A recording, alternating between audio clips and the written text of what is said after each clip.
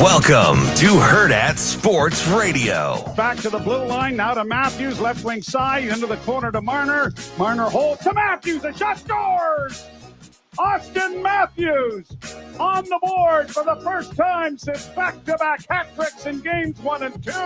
And the Maple Leafs have blown this one open 4-0. Near side, McCann walks in, looks in front, scores! Jordan Everly wins it in overtime. What a goal! Jordan Everly, bring on the funnel cake. Seawall, the 1-2. Swing and a high fly ball, right field. Playable for Carroll. Near the line, Carroll under it. He's got it, and that does it. The Arizona Diamondbacks are going to the World Series. The Cinderella run of the Arizona Diamondbacks continues. They're the National League champions, and they knock off the Phillies in 7. No, because it ain't the season ain't over yet. You know, for that's fine then, and it gives us a chance, right? It just gives people a chance to say, like, hey, dude, like, when we're on point, we can go out there and do it, and we can play with anybody.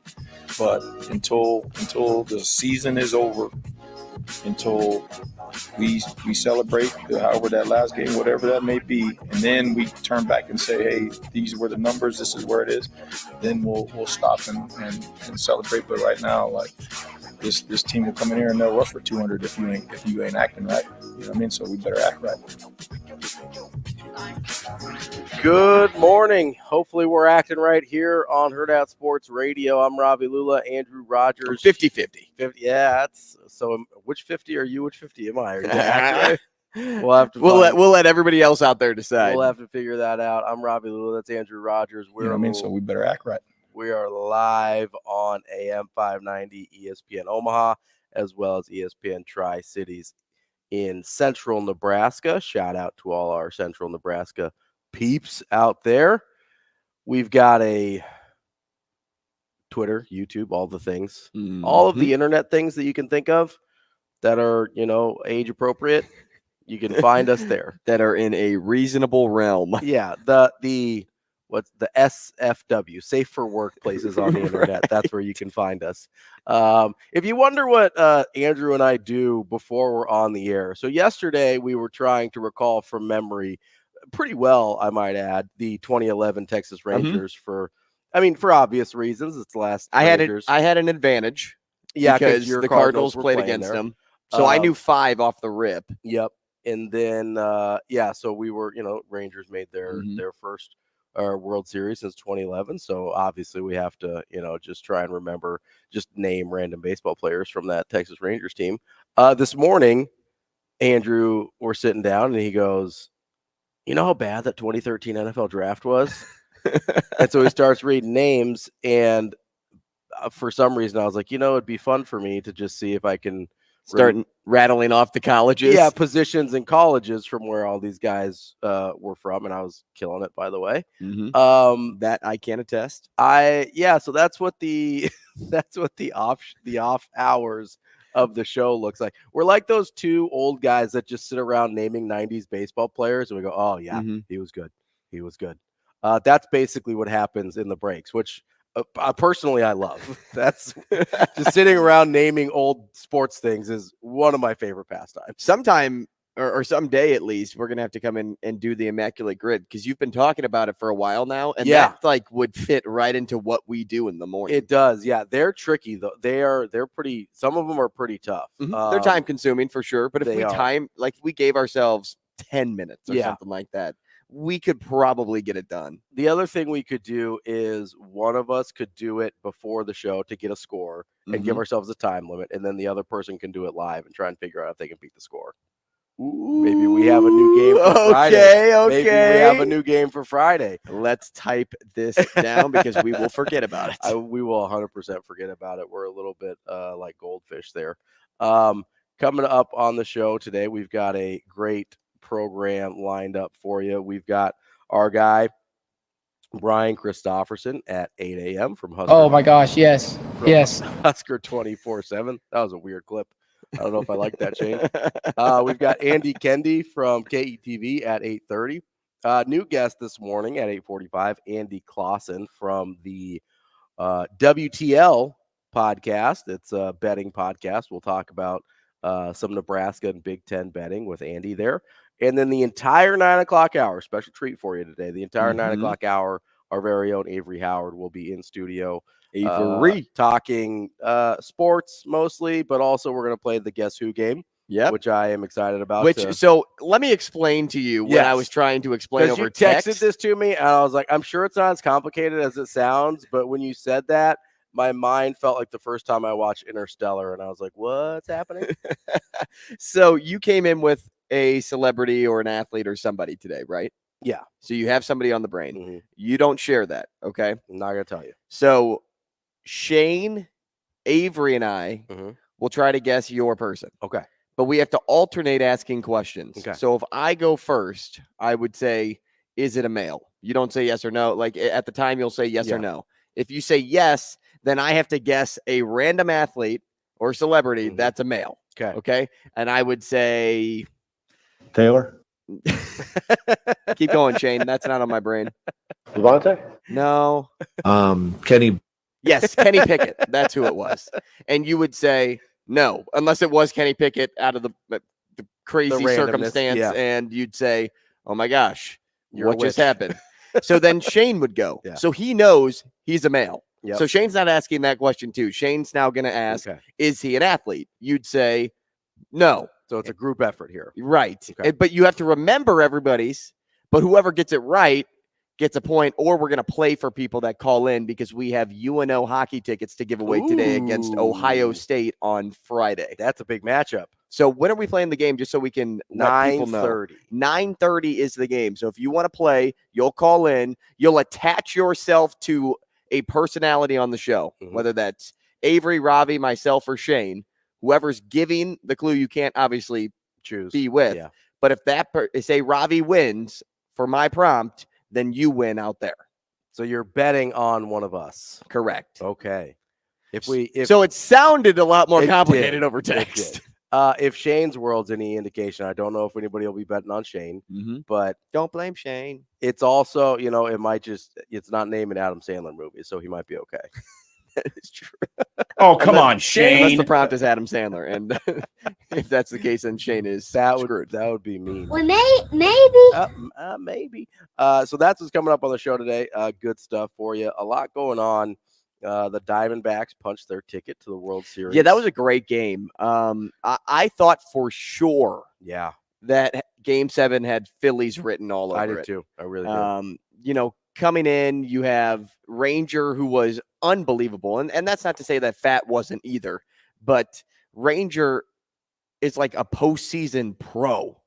Last year, he was fantastic in the postseason. This year, he was unbelievable in the postseason. I just thought that the Diamondbacks would have a really hard time in front of that crowd, too, in Philly to put together hits, to rally in an inning, to get guys on base. And it showed to be a non-issue for them. They took the crowd out of it right away. I remember it was either the third inning or the fourth. I think it was the third, because I was completely shocked when I saw it that the Diamondbacks had 7 hits already. Yeah. In like the third inning. That to me was like, the instant, maybe I should second guess my pick coming into tonight, even though I think the Phillies were up 2-1 at that point. Yeah. Seeing how well they were seeing pitches against Ranger Suarez, I thought to myself that this could get dangerous. This could get nuts. And then the Phillies, I think, were feeling a little bit of the same, because they had guys warming up in the third or second and then sat them down. Same guy warming up in the third. Let's replace Ranger. Oh, now we're going to actually have Zach Wheeler come into the game at some point, because we got a guarantee that we're going to put zeros on the scoreboard. It was almost as if the Phillies didn't trust their bullpen as much as the Diamondbacks did, because when they pulled Fat, it was all relief pitching. Relief pitching this, relief pitching that. And Paul Sewald is, talk about one of the best closers in the game and coming out of nowhere. Yeah. Pitching for the Mariners earlier this year, getting traded. Now he is the closer on a World Series team. He was projected to be behind Munoz in Seattle this year. Right. And now he's the main guy, the focal point of your bullpen. Doesn't it always kind of seem? It seems like the best closers kind of come out of nowhere. Like it seems like one of the harder things to predict. I mean, every once in a while, unless you're one of the top 3. Yeah, it seems, and even a lot of those guys that end up being in those top spots, they kind of have strange career paths a lot of times. Like, I think, like, was it like, I know he's not one of the top guys anymore, but like Kenley Jansen was a catcher for coming up, true. and then they're like, oh, maybe you should pitch. You have guys that are kind of like washed out starters. This is going back a little ways, but like Eric Gagne, terrible starter, becomes like the most dominant closer of that era in like late 2000s era of Major League Baseball. It just seems like there's a lot of just randomness in terms of where these elite arms come from out of the bullpen. And it's probably a lot of like bullpen's usually like not your first option pretty much ever. Sure. Right. You want to be a starter. Right. If you're a pitcher, or if you're a position player, like you only come out of the bullpen when you play good enough 12-year-old baseball and you're the shortstop on the team. And you're like, hey, we need another arm. You're going to go in. Right. And so it's kind of a strange, it's sort of a strange position in the sense that you almost have to, and it's a very baseball-y thing. You almost have to fail before you can even get to the position where you're going to succeed. Well, Rick Ankiel was a perfect example of that. Well, yeah. So, I mean, the dude he's a really good pitcher, gets the yips, goes back down to the minors, becomes a position player, and has a nice long stretch as a position player after several years in the minors. Hit the backstop. Right, yeah. And then he ends up just mashing for a handful of years. It's just a very strange, like finding guys that are confident in the bullpen, because that's what a lot of the closing is, right? Like a lot of guys throw 98, 99, 100 now. That's not that. Well, and that's half the battle. You have to be able to do that in order to have a roster spot on teams. And so, but most of the guys on the rosters have that ability, right? But there's still a bunch of dudes that you just don't want anywhere near those high leverage situations. And so much of it is mental, but you're dealing with guys in bullpen arms that have already failed at what they were trying to do for the most part, right? Most guys don't come out as ready-made closers, even guys that you draft from college in that role. Sometimes that's kind of what you're going for, but usually those are later round draft picks and stuff like that. It's just it's a thing that fascinates me because it's not one of those positions that you sort of like pigeonhole early. You know, almost every other position, whether it's in baseball or basketball, football, whatever, you pigeonhole that person in that position early and figure out like, hey, we think they can be this, so let's kind of prepare them for that. You know, you hear Coach Rhule talk about it a lot of like preparing guys and putting them in situations to be successful. Bullpen arms almost the exact opposite. You put them in a position they had to have failed to end up there in the position now, and then you need them to be wildly confident and successful to have any chance of winning in the postseason. It's such a super strange dynamic to me. TK on YouTube is regretting cashing out his Diamondbacks World Series bet. Oh no! Yeah, can't be doing that. And you know what? I'm not a cash outer. If that doesn't shock a lot of people. No, you're riding with it. Yeah, hands down. And I don't really get a lot of bets out there that have cash outs. Okay, because the bets that I do or place are so wild and insane. But you're winning. That if I parlay 3 guys to score goals in a hockey game, well, it's so rare that this guy's going to score a goal in a hockey game that they're not going to offer a cash out, because the odds of that happening already is like 12%, like 15%. Yeah. It's even worse when I bet on a guy to hit a home run, which I did bet on Alec Boehm to hit a home run yesterday, product of Omaha, Nebraska. That's right, Omaha. Can you believe the Huskers did not recruit him out of college out of high school? Yes, I can. He went to Wichita State, and now he is what? The third baseman in Major League Baseball. There's a proud tradition of Nebraska not previous staffs at least not recruiting high quality Omaha talent and them ending up at various places, including Wichita State. But it is funny, though, going back to our point about just the mentality you have to have this late in the postseason. You look at what the Rangers offer and you look at what the Diamondbacks offer. And you would have to just think on paper, you have to lean the Rangers direction. Sure. The Diamondbacks are so young. So young. Yeah. They are so young. And that's not to say that, oh my goodness, yes, they have, Ketel Marte and Zach Gallen, and I don't really know how old Merrill Kelly is, but he sounds older than he probably I think just because is. his name is Merrill. Right. But they're just a very young baseball team. Yeah. And then you look on the other side of the spectrum and you have guys that have been there before. You have Nathan Eovaldi. Yeah. You have Max Scherzer. You have Corey Seager.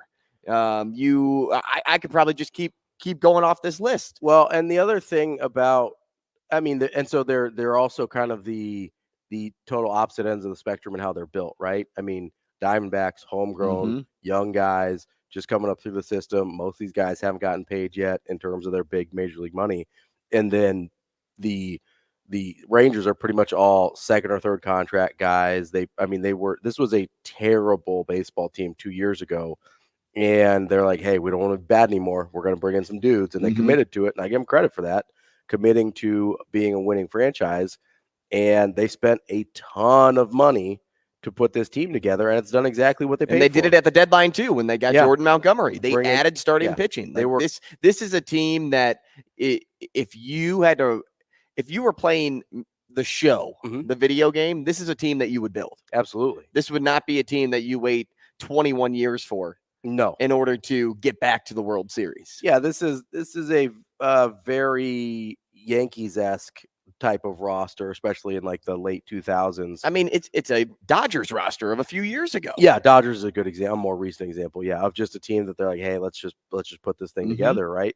And I know a lot of people get kind of up in arms about like the building versus buying and stuff like that.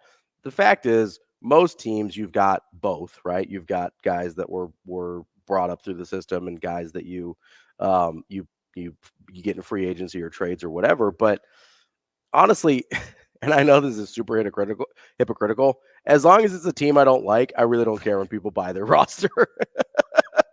Like when the Yankees do it, I'm like, oh, you bums. You've got no development. You've got no farm system. You're taking the easy way out. And, but if the Red Sox were to do it, I'd be like, man, great move. Great move. GM. When they brought in JD Martinez and, they're bringing in, like back in the day, they bring in like Josh Beckett and like, I'm like, yes, absolutely. What a terrific move. That's how you use the farm system. You go sell them off for known commodities. I love it. Right. But Yankees do it. Astros do it. I'm like, oh, what a bunch of bums. Yeah.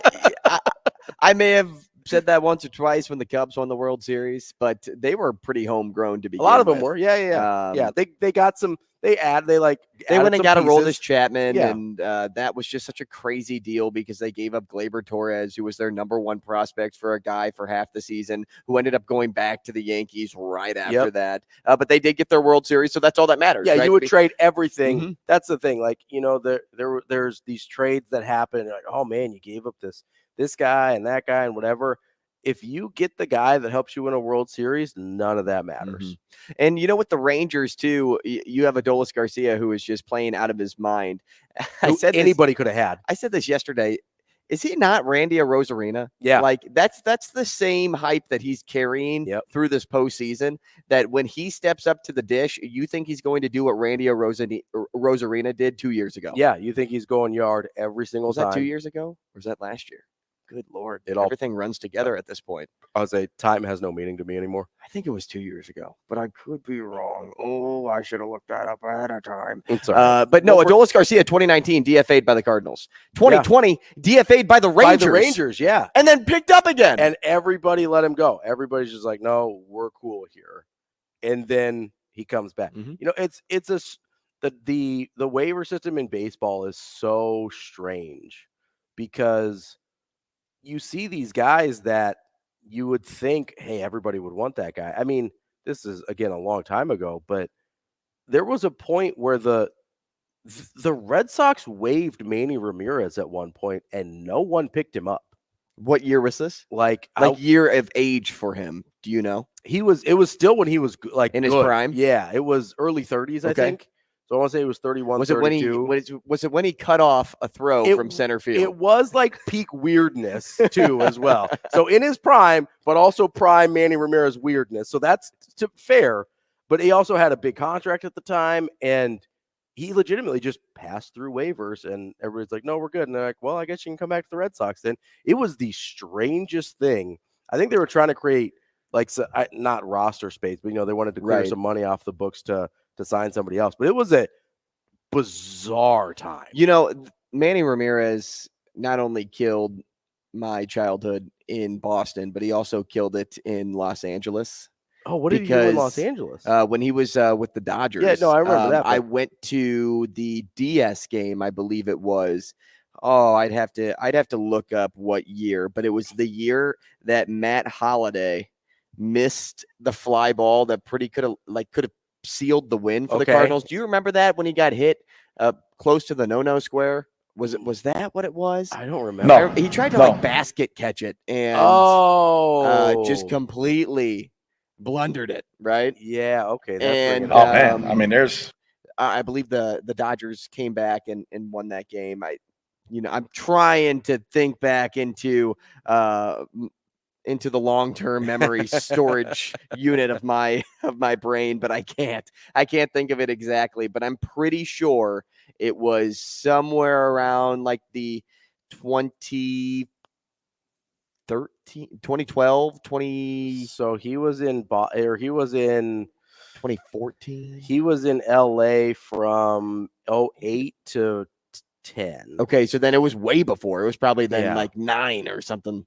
when Holliday had that play. Yeah, because Holliday came over to the Cardinals in like 07, right? Somewhere in there.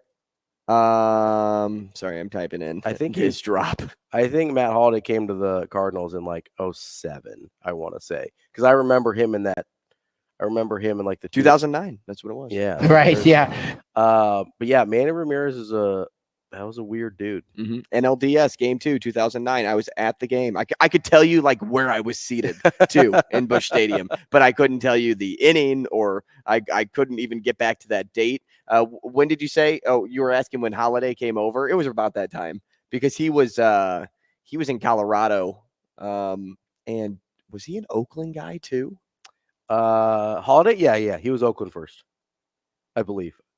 I think he started in Oakland, in Colorado, then St. Louis. He went Colorado, then Oakland, then St. Louis. Okay. So he came over in 2009.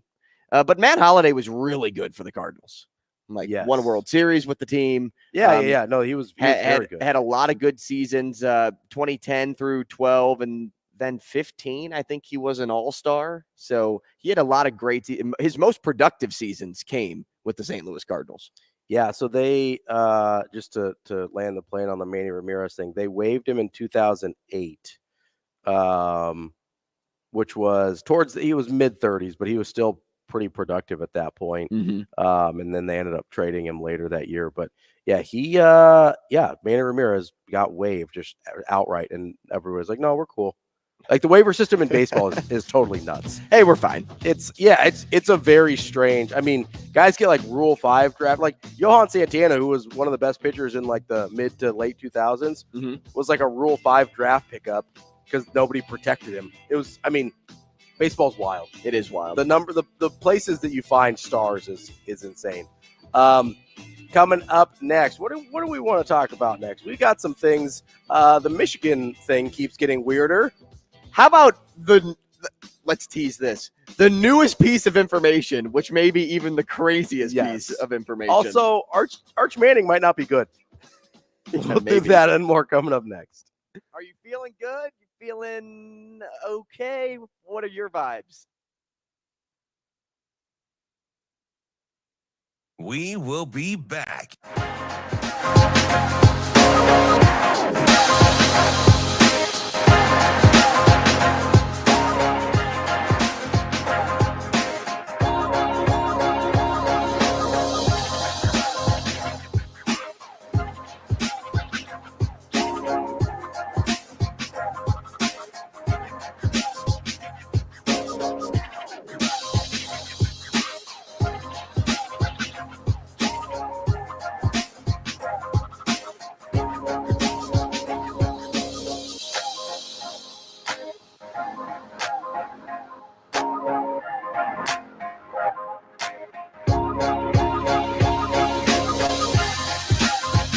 We will be back.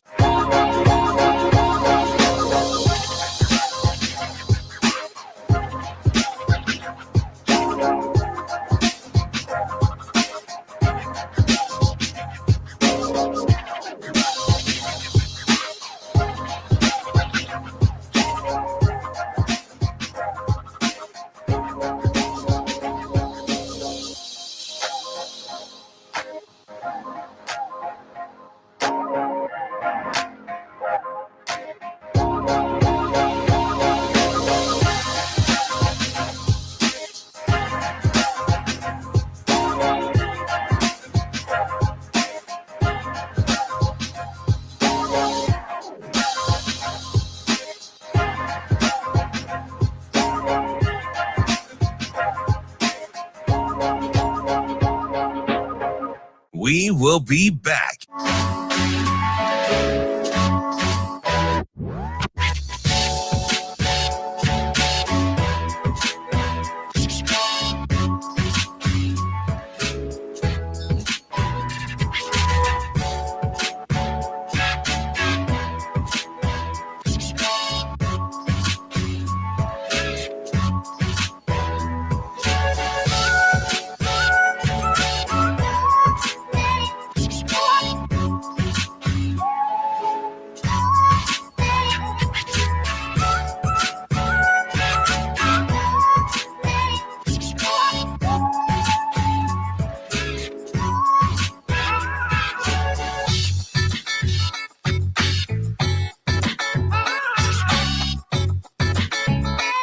We will be back.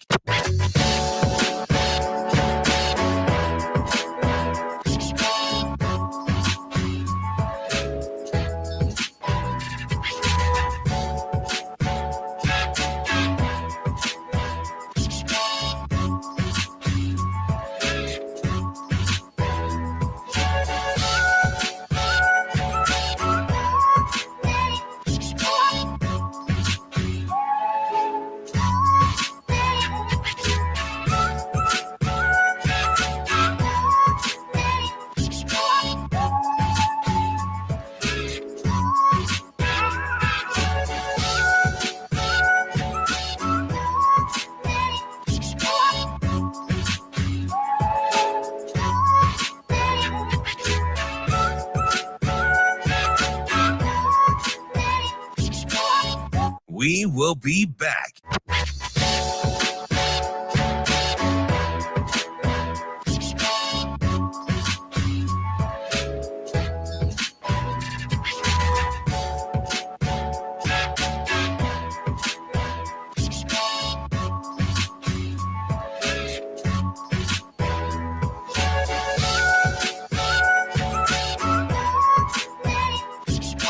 We will be back.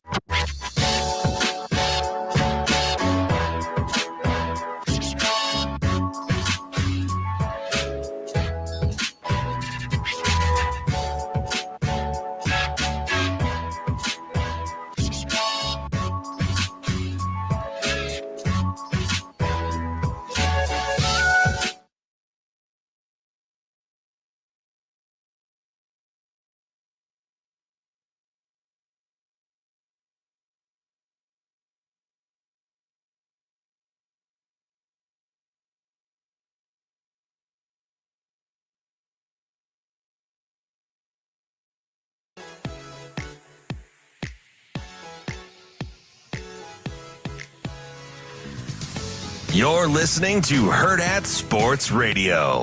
There's some guys back and there's some new guys. I mean, the quarterback's new. Running backs are the same. I know they moved. I think it was number 3 last year. He was kind of like a slot wide receiver guy. Put him in the backfield. Now he's strictly a running back. So they have good personnel. I mean, the number 4, the wide receiver is dynamic. You know, they got 2 tailbacks that I think are going to be some of the best we played.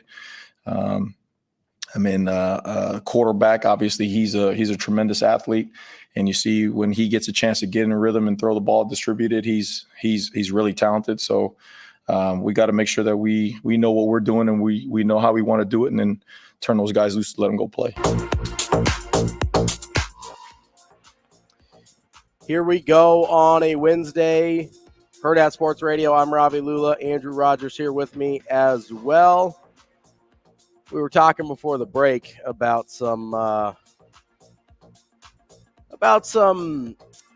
interesting things going on in college football. Maybe that's the best way to put it. Let's start with Michigan. Okay.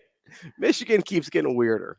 Yeah, this whole situation, the update is so much bigger than you would expect for a story that's as ongoing as it's been over the last week. And it felt like we kind of had our arms around it in terms of like what actually kind of happened and stuff like that. And then yesterday they dropped the update of, okay, it wasn't just a Big Ten deal. He was buying tickets to SEC title games and to Clemson and Georgia and a bunch of just teams in college football playoff contention. Yes, basically. Yeah. Basically anybody that looked like they were a college football playoff contender, which is funny because yesterday you're like, hey, they didn't do it against these teams. And at the time we didn't think so. And you're like, and you could tell, which makes it even worse, which is that you bought tickets to Georgia, which is hilarious. And then did you see Kirby Smart's comments yesterday? Yeah, I think he's like, yeah, we blew the barn doors off of him. He's like, yeah, there's nothing I saw in that game that would lead me to believe that's true. He was like, yeah, didn't look like they had scouted us at all. Well, and it goes back also to what Dion said yesterday of him saying, like, you still got to beat the team. You may know everything that they're doing, but you still got to beat them. And that also just shows how strong of a team Georgia is and has been over the last handful of years. Their entire defense plays for the Eagles now, so that's nice. I mean, for them to have had that in college. But it is funny because you have the game plan and you still got whooped. Yeah. You have everything. You have everything in front of you. You have the answers to the test and you still failed. You've got to be at least in the neighborhood for it to matter. Right. And that's the thing that, like, listen, it's not going to help. Nebraska having all of Michigan's signals would not have helped Nebraska beat Michigan. Like, it might have been closer. Maybe they stay in it a little bit longer, which is, I think, what a lot of people were hoping, that it would, be competitive, at least through the first half. That's not helping Nebraska beat Michigan. There's too big of a gap there. Apparently, there is at least that same size gap between Michigan and Georgia, or at least there was, right? They've lost a lot of guys, but which is horrifying to think about, because I think we all think Michigan's pretty good. But no, you've got to be close. You've got to be in the neighborhood for it to matter at all. And if you're not, then they could tell you what play you're running. I mean, a bunch of the 90s Huskers used to tell me all the time. They would tell the defensive linemen in front of them what they were running, and it just didn't matter. They would say, hey, yeah, coming right at you, big guy, or like going option this way. Like, they would tell you exactly, like they would tell the guy in front of them exactly what was about to happen to him. It's like the old Larry Bird stories where he'd tell you what movie's about to do, and then he'd do it anyway, and you couldn't do anything about it.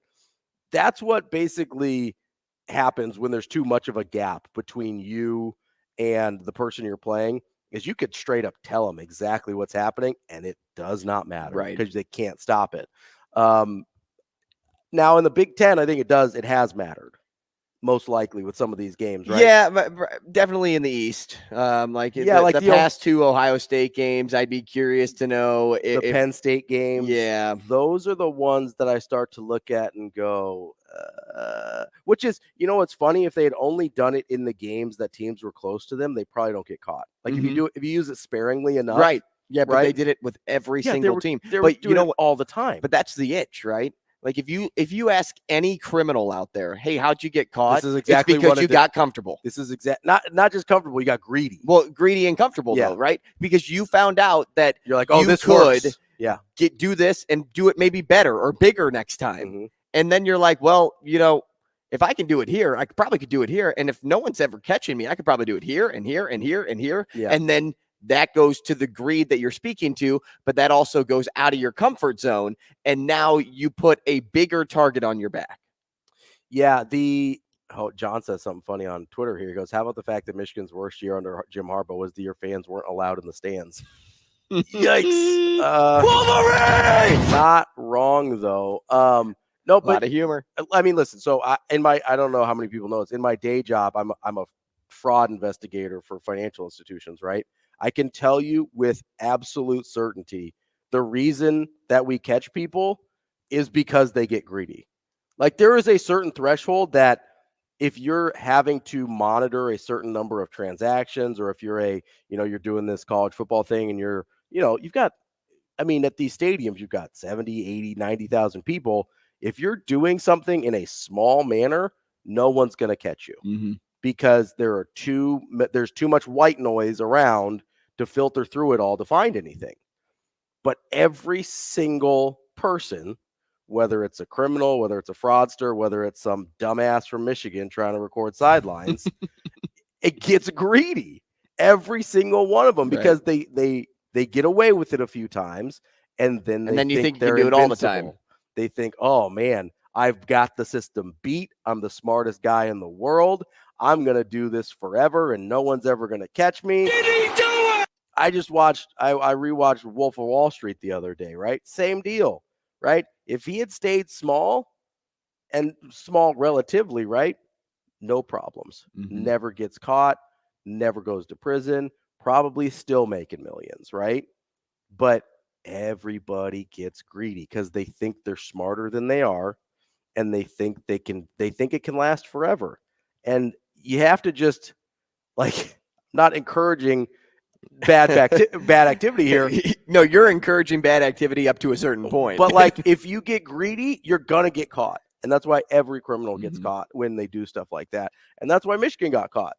You know what else was funny? And it was funny until you read later on in the article that the one school didn't find Stallion in their records because they didn't have access to search names in secondary markets, which that was also pretty humorous to me. Yeah. But they said 12 of 13 possible Big Ten schools have a record of Stallion buying a ticket at their venue. And I'm like, 12 of 13? What school was left out? What school did Michigan say, we're good? Like, no matter what, we don't need your sign. We're good. Is that Rutgers? Is that Indiana? Like, what school are we talking about here? How bad are you going to feel if that's your school? If that's Nebraska? How bad are you going to feel if that's Nebraska? I'm gonna hope it's not Nebraska. It's got to be. But Nebraska, you would have to think Nebraska has records of the secondary market, or like has the ability to go get those. Yeah, I think the question is, okay, what team is, or what school seems like they don't have their stuff together, and to not be able to figure those things out. Rutgers definitely feels Michigan like an option. State. Michigan State. I bet Michigan State has it. And I only said that because it was a rivalry. And in the rivalry, I don't care how bad Michigan State is, Harbaugh's sending his dude to Michigan State. Like Indiana, maybe they skipped Indiana. Yeah. Trying to think who else is outside of Rutgers. Northwestern feels like they may not borderline, have borderline, but outside of Rutgers and Indiana, I mean, I feel like that's what it comes down to. Just one of those two schools. Yeah, they're the only ones that really make sense in this scenario. But it is funny because Bald Booktuber. I gotta find out his name because I feel like I said that last week too. He said it's clear Michigan cheated. It's also clear the NCAA will do nothing about it. They will select some voluntary punishment, and he says the toothless NCAA will say it's good enough, which, that's a real possibility. But I did look up what could happen next. Okay. And the Big Ten could rain its terror down first. So that's more likely than the NCAA, in my opinion. Correct. Right? So the Big Ten sportsmanship policy states that Tony Petitti, who's the commissioner, has the exclusive authority to determine whether offensive actions have occurred. And then he could impose discipline for the members of that school or team. Mm-hmm. The Big Ten has two categories for discipline. The first includes fines that don't exceed $10,000 and suspensions of no more than 2 contests, which seem like absolutely nothing. Mm-hmm. The second, for major disciplinary action, requires approval from an executive committee made up of representatives of different schools, which can deny proposed penalties or reduce them but not add to them, which I don't really understand. Like, are you referring back to point A, like the first part of that category, or is it, hey, we come up with something? Yeah, I think they come up with something and it has to get approved. Present it, yeah, but you can't add to that presentation that you lay out there. I think that's right. So theoretically, they could ban Michigan from the Big Ten title game if it got approved by the committee. You know what, man? They could also strip J.J. McCarthy of a potential Heisman, if that's what it comes down to this year, and other things that really affect the players. We'll see. Coming up next on Hurrdat Sports. Hunting Wolverines. We will be back.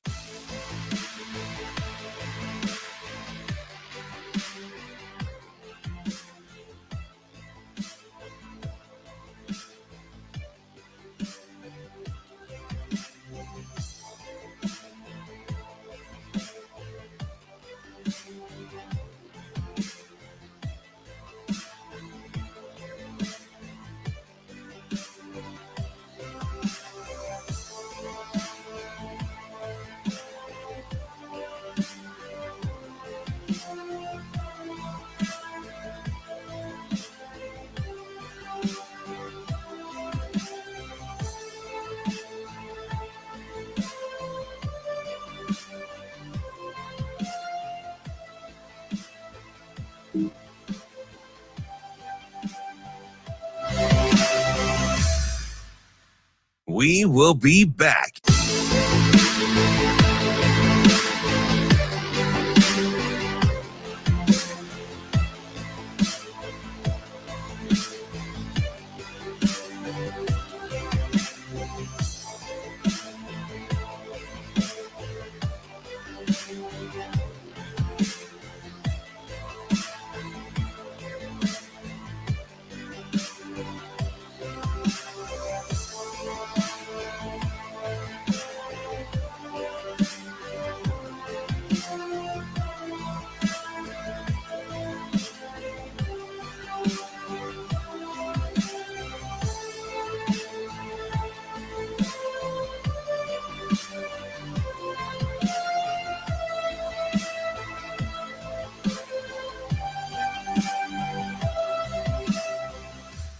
We will be back.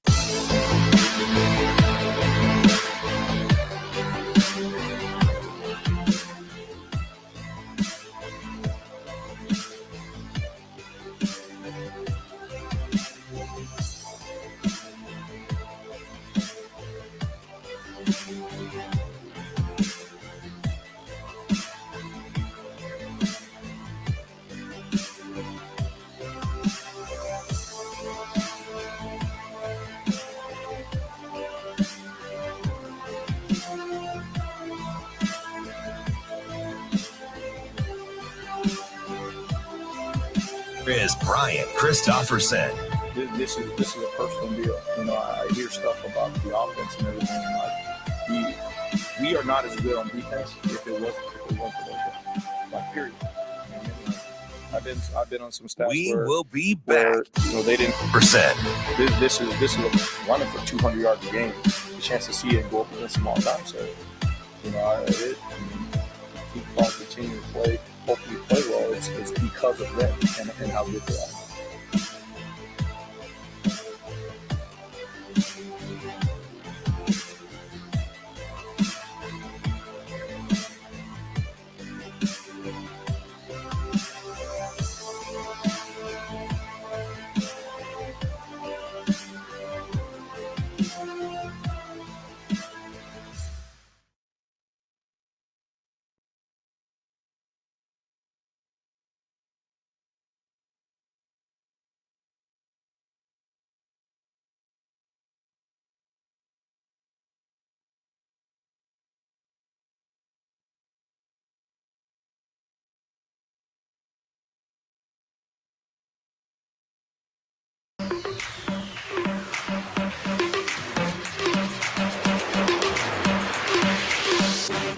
You're listening to Hurrdat Sports Radio. Hey, Napoleon, what'd you do all last summer again? Hunting wolverines. Did you shoot any? Yes, like 50 of them. They kept trying to attack my cousins. What the heck would you do in a situation like that? What kind of gun did you use? A freaking 12 gauge. What do you think? Okay, fair enough. Shane said he had a better clip than the one I wanted coming back, and he definitely topped he was right. what I was welcome back for. As we wrap up hour number one here on a Wednesday on Hurrdat Sports Radio, AM 590, ESPN Omaha, ESPN Tri-Cities as well. I'm Ravi Lulla, Andrew Rogers here with me, and we're brought to you by our friends at Dingman's Collision Center Dingman's has 4 area locations for your convenience. They can help you out with any make and model that you happen to be driving because they invest in the latest technology. They've been in business for over 25 years, locally owned and operated, and first place Best of Omaha for 18 years running. Best thing about Dingman's is they care about the community that they are a part of. They give back with every single repair they make through their community give back program. Make sure you go check it out at dingmans.com. Right there. All right, you had something. You had a question. Going into the break, Yeah. I mentioned how I feel bad for the players because JJ McCarthy right now is the favorite to win the Heisman Trophy. Yeah, just past Penix this past weekend. And I think back to what happened to Reggie Bush, and which I still don't think. I still think he deserves his Heisman back. Yeah, absolutely. But in this scenario, I could really see an example being made out of Michigan. Like as much as people may doubt what the NCAA can or will do. But if they do make an example out of Michigan, they could strip a Heisman Trophy from J.J. McCarthy at year's end. If they play for a national title and win, that could be stripped or should be stripped at this point. And so I really feel bad for the players because chances are they didn't know or were just out of the loop, or most of them were out of the loop. Because when you practice for any opponent, you listen to your coach, right? The coach tells you what to plan for. The coach tells you what to practice. You have a scout team that studies other teams' game film to run that against your offense or your defense. And all that does is the scout team's probably just sitting there in a room watching film. The coach is like, hey, this is the play you're going to run. You're going to run it just like this. It's like we did it in high school, right? You have huddle film. You watch how a team plays, runs plays, and that's what you plan for, right? That's why you have coaches sharing footage in high school because it allows you to plan for your opponent, right? But that's universal. Everybody does that. In college football, you can't do that in game unless you're watching the game on TV, but that's why they don't ever show the sidelines fully. But when you know what's coming, it's easier to play against, absolutely. To draw up an audible or a certain play that can beat that thing.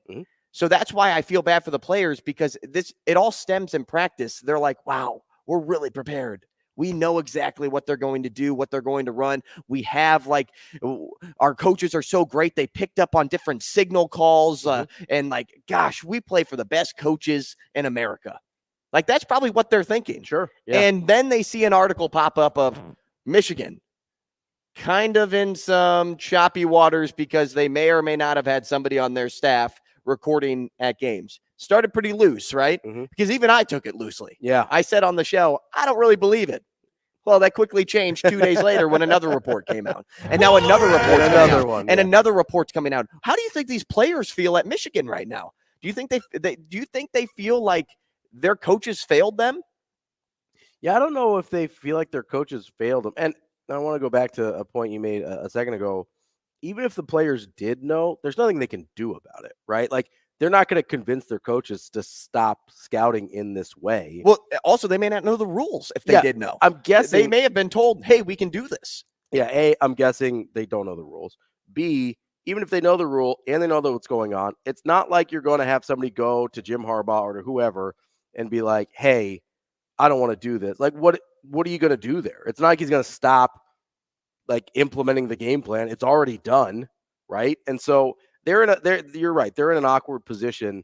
I just don't know. I don't know that they would penalize like a JJ McCarthy specifically.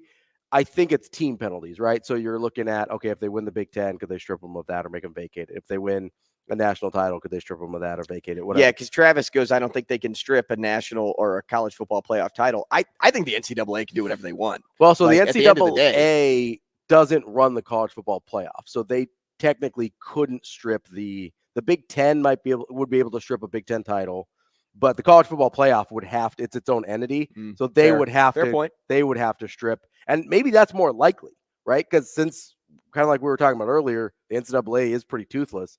Maybe it's more likely that they have a team or that they have a separate entity, whether it's like the Heisman Trust that stripped Reggie Bush's Heisman Trophy or the College Football Playoff Committee strips a national title or something like that. I don't think if it's left in the NCAA's hands, I'm guessing it'll be like slaps on the wrist, maybe some like voluntary suspensions, the way they kind of did with Jim Harbaugh earlier this year, where they kind of negotiate an agreement. But I do think it's more likely to be team focused stuff rather than player individual. Yeah, you know what though, with the college football playoff, because they stole signs from teams that are in college football playoff contention or have been there. Yeah. I wonder if that separate committee that you're talking about that the NCAA isn't a part of would choose to still be a part of this stripping process. Which they might. That might be, and it's my guess is it's more likely they would go back and vacate. You know how sometimes they'll vacate like a Final Four appearance. It's like you didn't actually win the national title, but like John Calipari technically never made the Final Four at UMass anymore because they stripped that from him. My guess is it's more likely something like that because obviously Michigan hasn't won a title in the college football playoff era where they say, hey, we're vacating your appearances the last 2 college football playoffs or something like that. So you have to take down the banner or whatever it is at that point, and they stop putting you in the record books. It's largely academic, right? If you don't actually win a title for them to strip something of you. But, I do think it's more likely that an outside entity makes a decision like that than the NCAA. I think the NCAA is probably not going to drop the hammer on Michigan. They historically don't drop the hammer on like blue blood programs. Yeah, it's just interesting to kind of see all of this evolve to what it has become. Because as I shoo a fly away, I don't know how a fly got in here. Shane, did you leave the door open? No, not this time. It's just crazy to me that Jim Harbaugh is still today. Yeah. Like, I don't know anything about it. Yeah. I don't know this. I don't know that. Like, how much do you think people really believe at this point, especially after you came into the season on recruiting violations? Yeah, already having been suspended, already having these other allegations out in the air. It's like, yeah, I think Jim Harbaugh maybe just doesn't like run the cleanest program in the world. And it's sort of interesting because this is the longest he's been at any stop. So you wonder how much. Like maybe he was doing this stuff before and it just never caught up with him before he left. Maybe. I also think it's just, when he got there, he was under, just major fire for not being able to win the big game, not getting Michigan. Well, especially after 2020. Right. Not getting Michigan back to relevance like they wanted to be, or at least in the top, we'll call it top 10, because Michigan never consistently was there until Jim Harbaugh has been doing it over and over and over.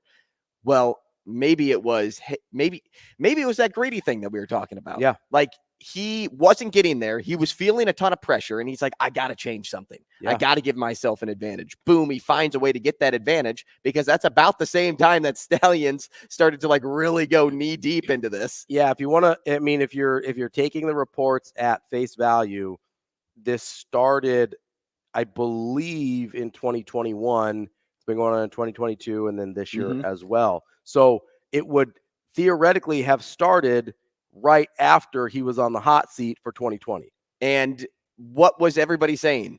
Is Jim Harbaugh this? Is Jim Harbaugh that? Should he go back to the NFL? Should he get off of coaching, Michigan? Should Michigan fire him? Like those were real claims that were made against Jim Harbaugh. Yeah, in 2020, he was legitimately on the hot seat. They had not finished inside. So 2019, they finished outside the top 10. 2018, they were pretty good. 2017, they were pretty bad. Didn't finish ranked in the final college football playoff poll. 2016, they were pretty good, but they were pretty inconsistent and up and down before 2020. He has that bad 2020 where they're 2-4, and then all of a sudden it's college football playoff. And Michigan is back. And on the way back to college football playoff. The timing and the results seem oddly suspicious. I mean, they hadn't lost fewer than 3 games in a season under Jim Harbaugh until 2021. And Terrence on YouTube says the players don't question the validity of the source, the information provided by coaches during game planning. It's exactly what I said at the beginning. For sure. Yeah. It's exactly what I led off with was this is a situation of I am going to listen because that is my job. My job is to listen to what the coaches are telling me. Yeah. And now I have to use what I've learned in practice all week and for the game on Saturday. Yeah, you're just that's it. That's what a player does. Yeah, you're saying, hey, my coach is putting me in a position to succeed. If you are a player, you are a sponge. You soak up everything that they tell you, that they show you, that you see, and then you apply it on the field. And I've got direct knowledge of this because when I was coaching college basketball, there were teams that were dumb enough to send us video or that had them uploaded, because this was not pre-Huddle, but before Huddle was like widely adopted, especially at some of the lower levels. They would send us video that had audio on it. So we could hear them calling out, making their calls. And so we would write it down. Which is rare. We would scout. It wasn't as rare as you think. Really? I don't think people just knew. And a lot of people at that level, especially at the time, weren't putting that level of effort into scouting. And so every time we got video with audio on it, we would write down calls and we'd be like, okay, when they call this, and when they call Kentucky 3, this is what the play is. Level of advantage it gave us because we knew exactly what they were running was enormous. Can you, on the other hand, thank Michigan right now for where the Big Ten is at right now as a conference? I mean, the Big Ten's better when Michigan is good. That's but another team could be just as good. Yeah, like let's get Nebraska good. We will be back.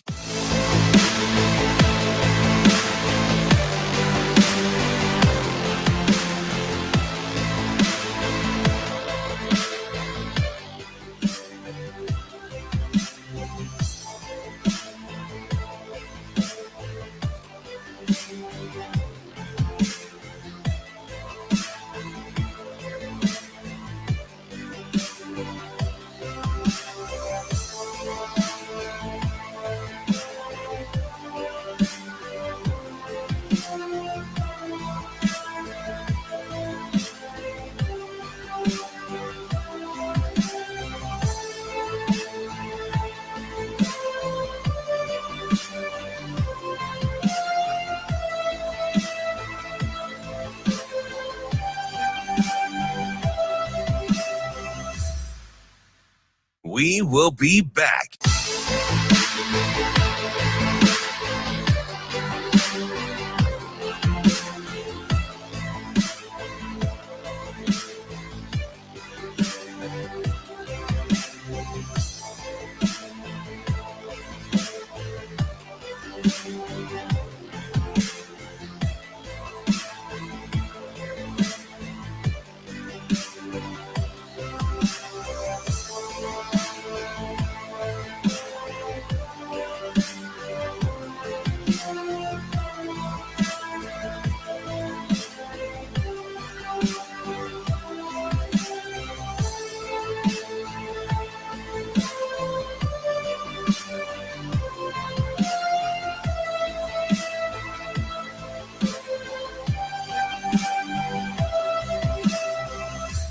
We will be back.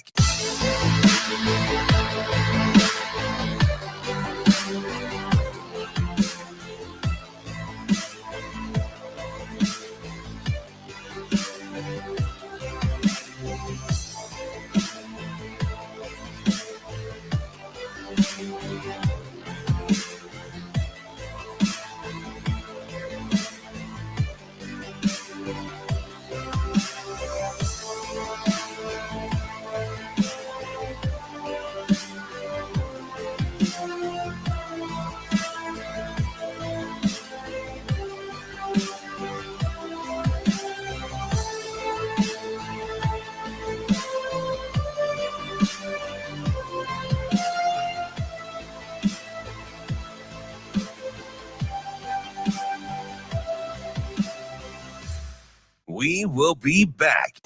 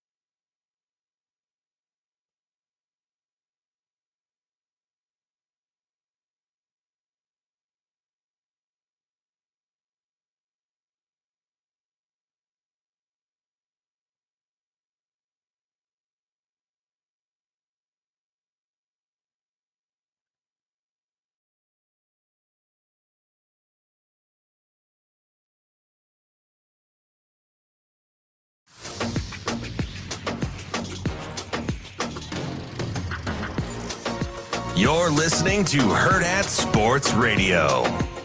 Here is Husker 24/7 senior writer, Brian Christopherson. Yeah, it'll be a little bit of a circus act. Brian Christopherson. Well, I mean, that's pretty interesting. Brian Christopherson. I kind of enjoy that. Here is Brian Christopherson. This is a personal deal. You know, I hear stuff about the offense and everything, and like we are not as good on defense if it wasn't for those guys. Like, period.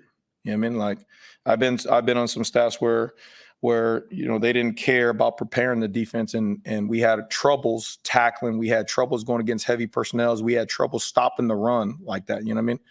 Like, so the DNA of the offense and them getting each other ready to play ball. There's a reason why they're running for 200 yards a game, and we're able to play good enough run defense. You know what I mean? It's because of those guys. So we get a chance to see it and go up against them all the time. So, you know, they prepared us. They've sharpened us, and hopefully as we keep on continuing to play well, it's because of them and how good they are in that. Welcome back. Hour number 2 getting kicked off here on Hurrdat Sports Radio. I'm Ravi Lulla. Andrew Rogers here with me. Hello. And we are about to be joined by Brian Christopherson on that Warhorse Sportsbook hotline. What I want to tell you about Warhorse a little bit. It's the best place in Nebraska to place your sports bets. You got to go in person to the casino, but there's plenty of kiosks, plenty of sportsbook tellers, or you can build your bets on the app, the Warhorse Casino app, then take your phone to the casino, scan the QR code, and place your bet in person there. They've got pretty much every major sporting event.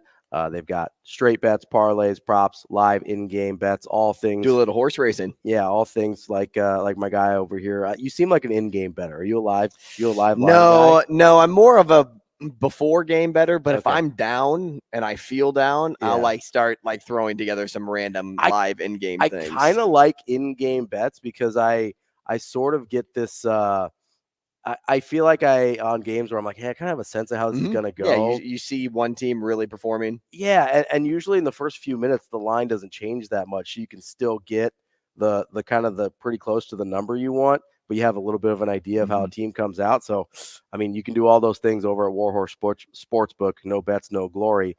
Joining us on that hotline is our friend Brian Christopherson from Husker 24/7. BC, how are you this morning? I'm doing pretty good. How are you guys? Good. We're doing well. Let's start with the Michigan thing a little bit. I mean, what are your just kind of thoughts as more and more reports about this, alleged cheating scandal comes out? Because at first it kind of felt like, okay, maybe this is just sort of maybe a one-off, not kind of isolated incident. And then as more and more reporting comes out, it seems to be a vast and large conspiracy. I guess just how have you sort of processed all these reports have come out about Michigan? Yeah, I don't even know if I've seen the latest 1 or 2 reports, Ravi, if there's been something this morning or whatever, but just the stuff yesterday about the yeah. SEC teams and stuff like that. Yeah, I mean, I would say I know Matt Rhule was answering in general at his press conference about sort of sign stealing and how it happens, within games against the team you're playing. And that's sort of the part of the competition, and that's usual. But he also spoke in general about, it's a different category if someone is, coming into the stadium and it breaking a rule that's written down. And that's the bottom line. And I'm only bringing what he said into it because I liked how he said it, because I kind of nodded my head and I thought this is one of those deals where people will push it to the side and say, oh, it's no big deal. They're a great team anyway, whatever. Are we really going to make a thing about that? Is that what is getting them over the top? But rules are rules. And at some point, I think we need to get back to some of these deals where if you broke the rule, there's an actual punishment for it, because there are actually some people who are abiding by it. And I know there's some people say, well, you're naive. That's not true. I don't think so, because there's a lot of coaches, I think, around the country that are pretty peeved about what Michigan did in this situation. And I think they lost a lot of respect from a lot of peers if these allegations which there seems to be more and more evidence of sort of are proven. So I think it's I think there should be a pretty good penalty for it. I'm not saying that's why they're winning games. They're a great team. They would be probably undefeated regardless. But still, it even makes it more mind-boggling why you kind of go to that category of doing something like that when you have the type of team you do already. Well, BC, we were kind of talking during the break, unsure if they would still be undefeated or if they would carry like one loss at season's end. And, if Michigan didn't go about stealing signs, if this all comes out to be true, is Ohio State where Michigan should be? And is Penn State where Ohio State should be? And would Michigan then fall into that third tier of top Big Ten teams? Or would Michigan still be in that second tier? We just really don't know. And I'm kind of curious on your thoughts on that. If you think Michigan would take a drop or would take a loss and be out of the college football playoff. And if they did steal these signs just to get that one win to guarantee them in the college football playoff. Are you asking if I think they could get penalized? Okay. I guess I'm really just asking if Michigan didn't go about doing like the things that they did, would they be the number 2 team in the country, or would Ohio State the past 2 years have taken that spot instead of them? I mean, that's impossible to know, I guess. I don't doubt that Michigan had a good enough football team that they might have done close to what they did. But the thing is, we don't know that. And in a way, to me, it doesn't matter because I think it's kind of back to that point. Like, we've got rules, and let's start playing by the rules a little bit around here. There's a lot of leeway right now within college football for a lot of different categories with NIL and stuff like that, where you can make hay and actually be within the guardrails because no one actually knows where the guardrails are. But in this case, we actually set them on the side of the road and said, hey, you can't do this. You can do this. This does happen, but don't go over here.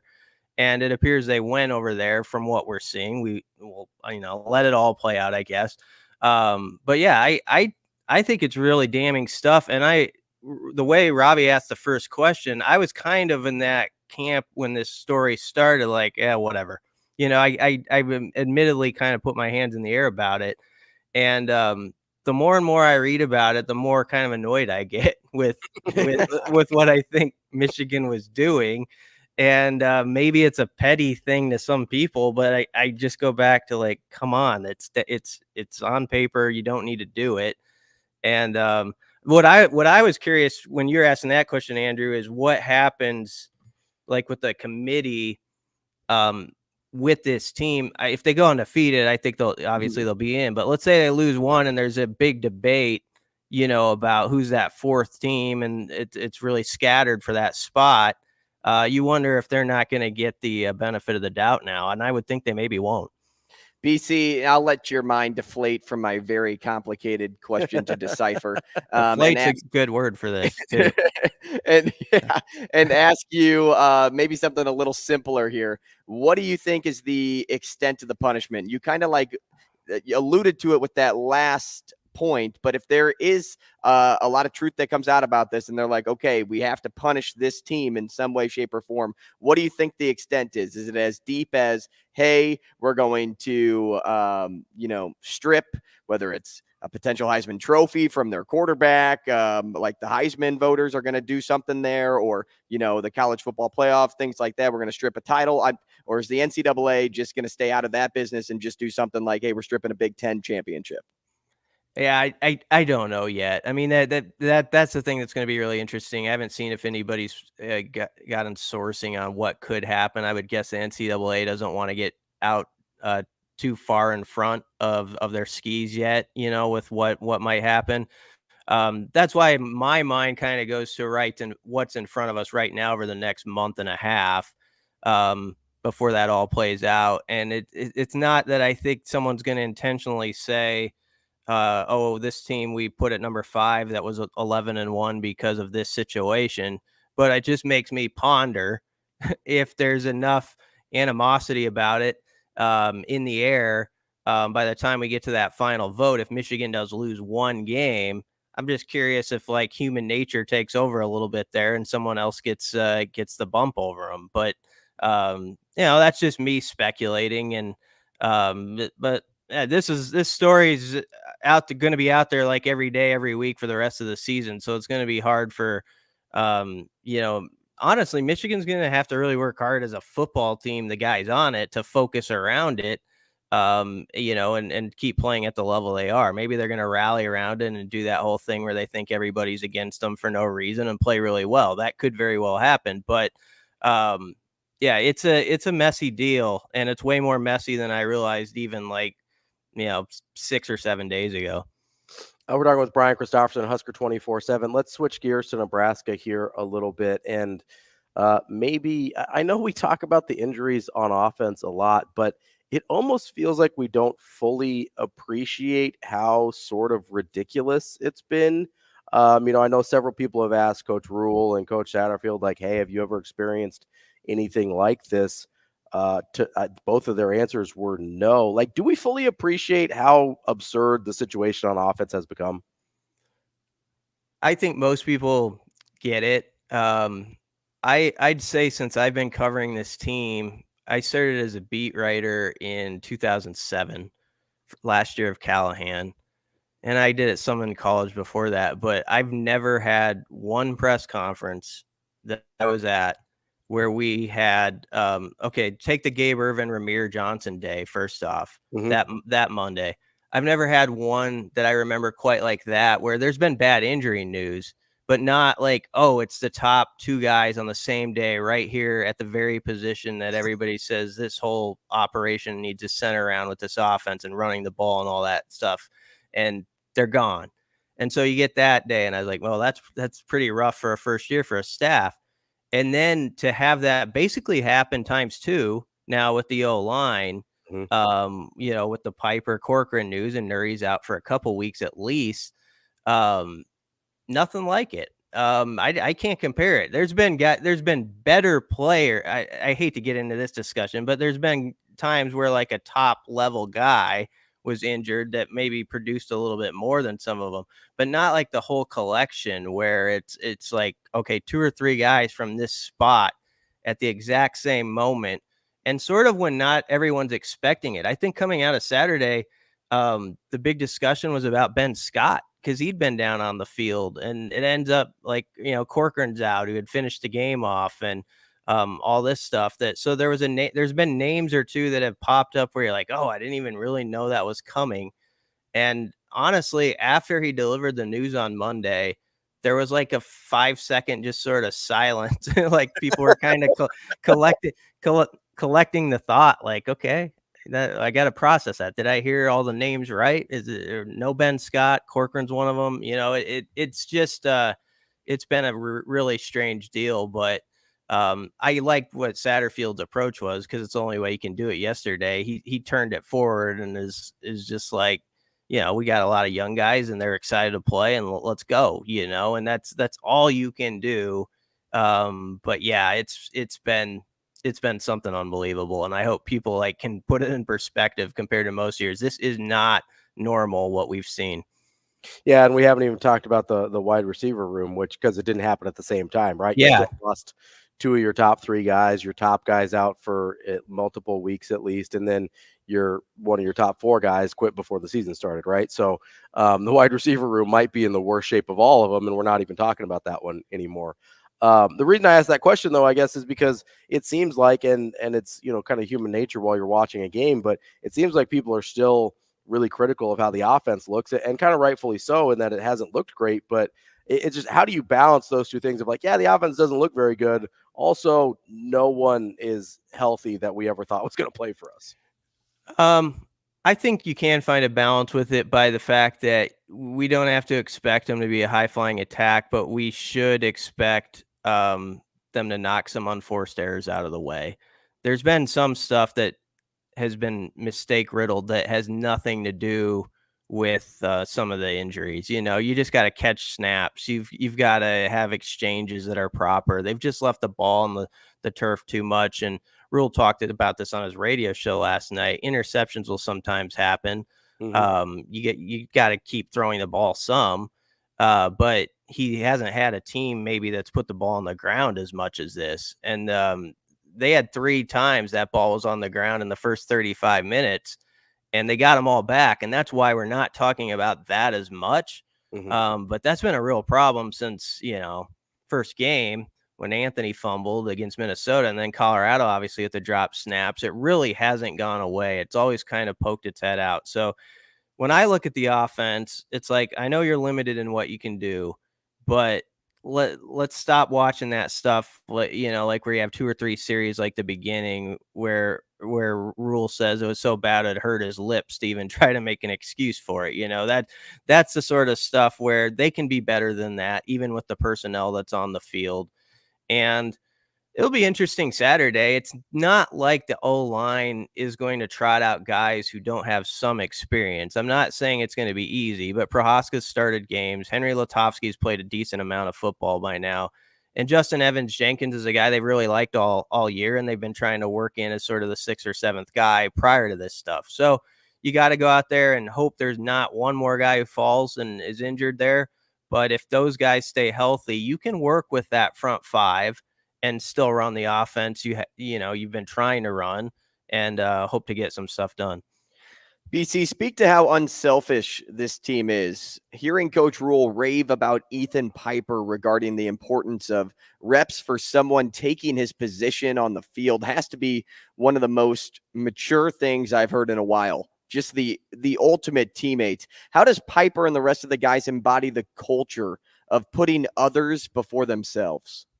Yeah, well, I think there's a lot of guys like that over there, which has helped them this first year. Ethan Piper's a special dude, though. I remember when he was a recruit at Norfolk Catholic, he had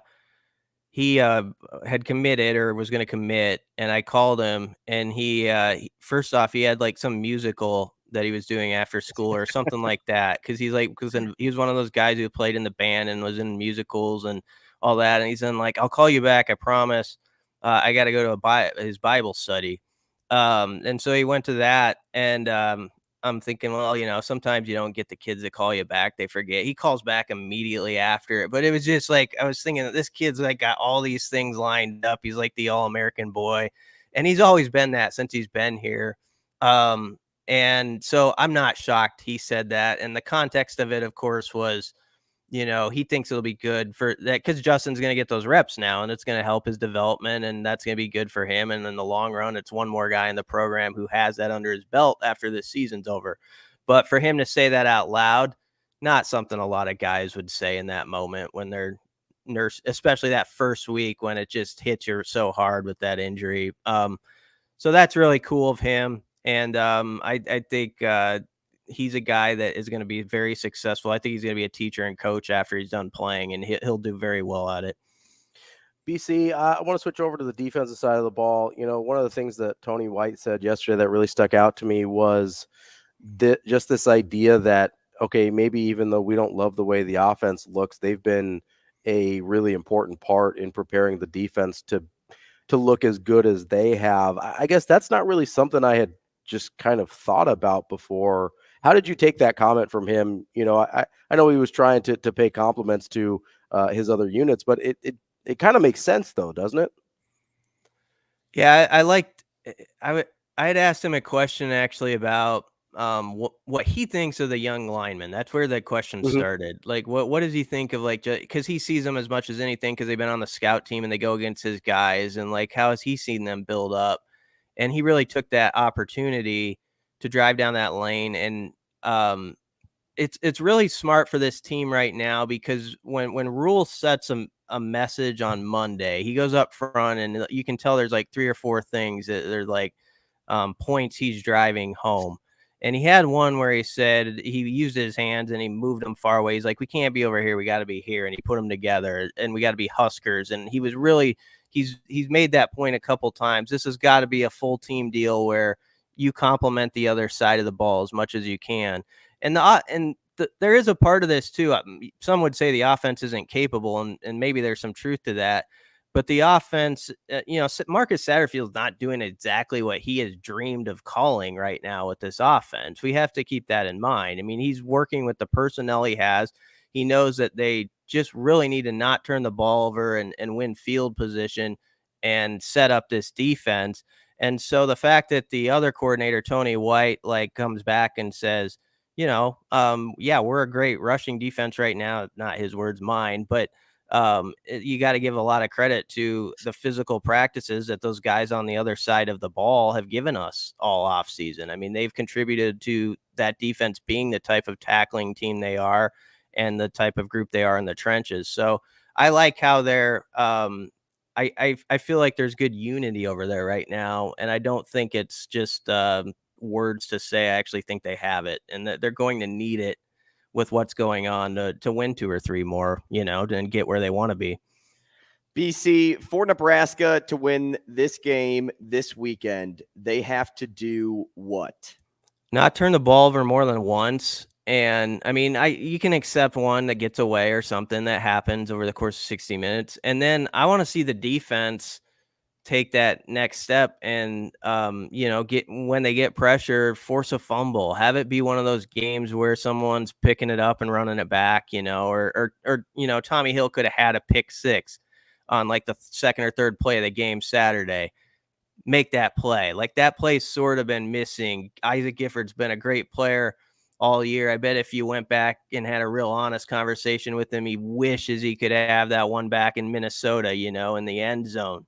So there's all these plays that have been right in front of this defense where they're aggressive. They're in position to be not just guys who stop somebody, but who take the game into their hands literally and take the football away and produce points themselves.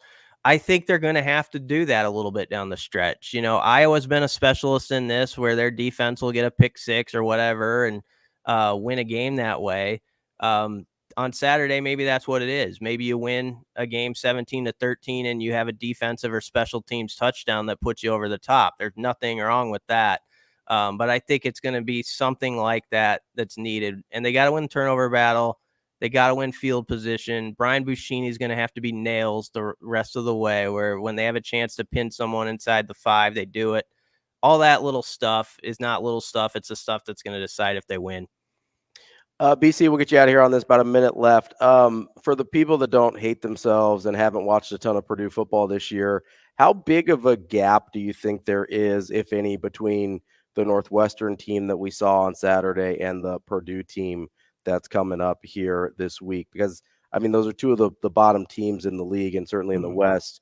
Just where do you see those teams at compared to each other? I think Purdue's a little more dangerous on offense. And so the stuff that, it's not like I think they're a juggernaut, but the stuff that Nebraska did early on Saturday, if they did the same things, they might have been down like 10 or 14-0. And that, Nebraska's defense might have had something to say about that, but it would have been a lot harder to stop this unit. I have respect for Hudson Card. He's been around and he's good with his feet. Deion Burks is a guy who's averaging 6 yards receiving a game, so he's a dangerous weapon. And Maccabee got him pretty good last time these two met. He's a big back who I think started as a walk-on there and has kind of risen up. So I just think their offense is a little better. So Nebraska's offense has to be crisper, and Nebraska's defense they did play great at times, but they're going to have to maybe, knock out an explosive play or two that they allowed this past Saturday. It won't be easy, but they'll have to be dialed in, because Purdue has a couple guys where, the play where Omar Brown tracked him down. I don't know if they do that against Purdue. I think that's maybe a touchdown. So that's those kind of plays you can't have holes like that probably this week.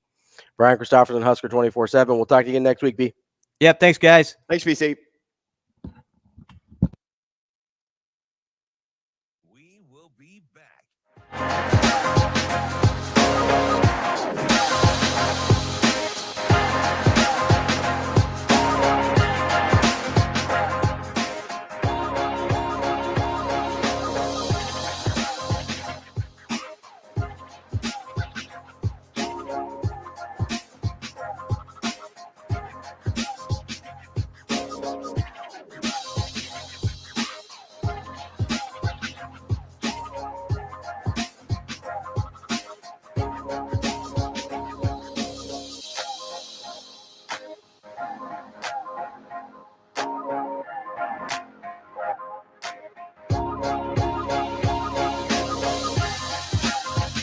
We will be back.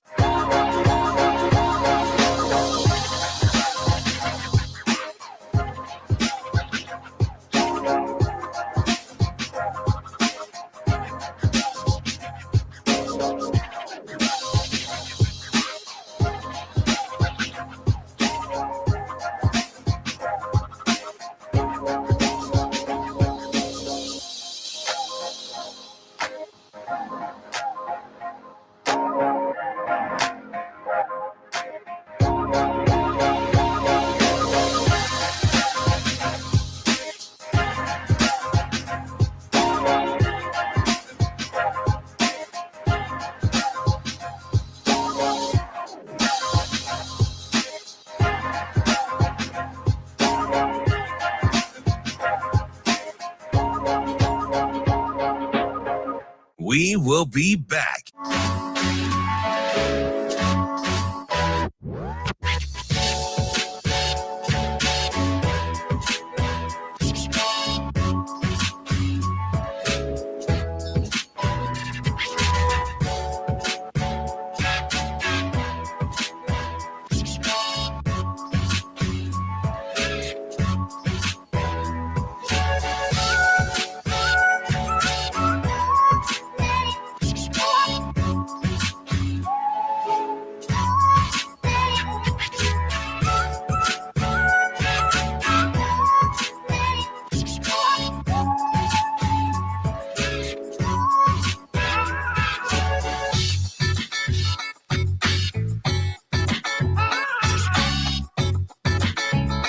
We will be back.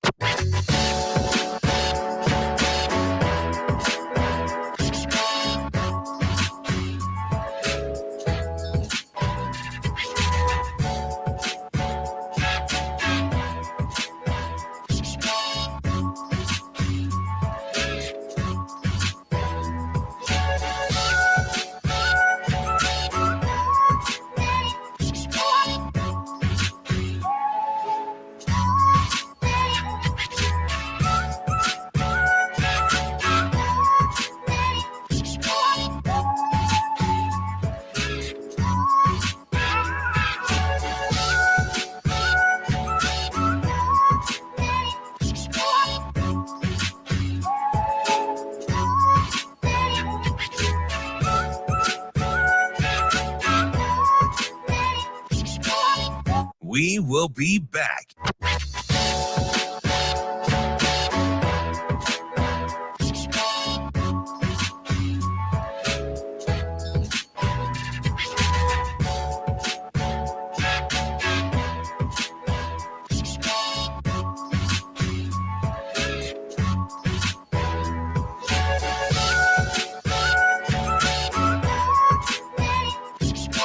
We will be back.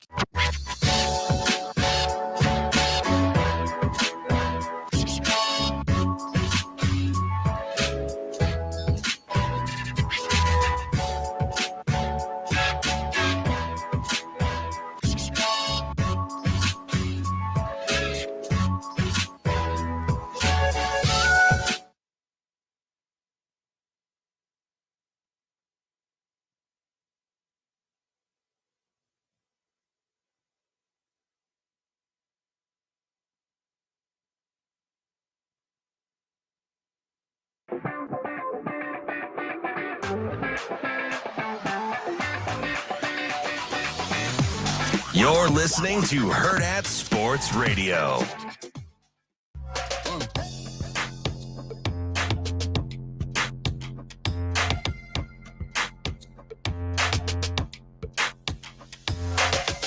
We are halfway through the show here on a Wednesday. Andrew, did you lose your headphones here? Nope. You good? Yep. You good? I'm just looking at Shane. Just looking at Shane? What up, Shane?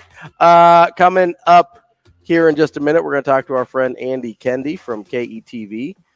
Before we do that, though, I want to tell you about our friends, or maybe we call them our mentors, the Teammates Mentoring Program. Started we had by Eric on the show yesterday. We did. So that was for Big Brothers Big Sisters, but he got started in Teammates back when he was at Nebraska. That's part of the a lot of the athletic department down there works with the Teammates program. So it was started by Dr. Tom and Nancy Osborne back in 1991.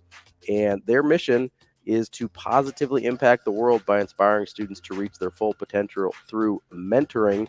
With the Teammates program, you meet with your mentee for about 30 minutes during the school day once a week. You can play games, you can just chat, you can do whatever you want just to connect with the kids there. And their surveys say that the mentors get almost as much out of this as the mentees do. So go to teammates.org to become a mentor today. Coming up here in just a second, we've got our guy Andy Kendeigh on that Warhorse Sportsbook hotline. Feels a little funny to give a casino read after talking about Tom Osborne, but hey, it's 2023. The world's changing a little bit here. Andy from KETV, what's going on, buddy? What's happening? I have no issues with this. Hey, AK, how you doing? You can lead into me with the Warhorse anytime. We appreciate that, Andy. Hey, so busy week. What's on tap for you this week? Oh my goodness. Well, we take it one day at a time. Day by day. Just like Coach Rhule, right? Day by day. Day by day, we try to get 1% better in that sports department. And you know what? You and Matt Foster, iron sharpens iron. That's right. And don't forget about the new guy, Matt Fatilli, who's really, it's interesting to get his perspective.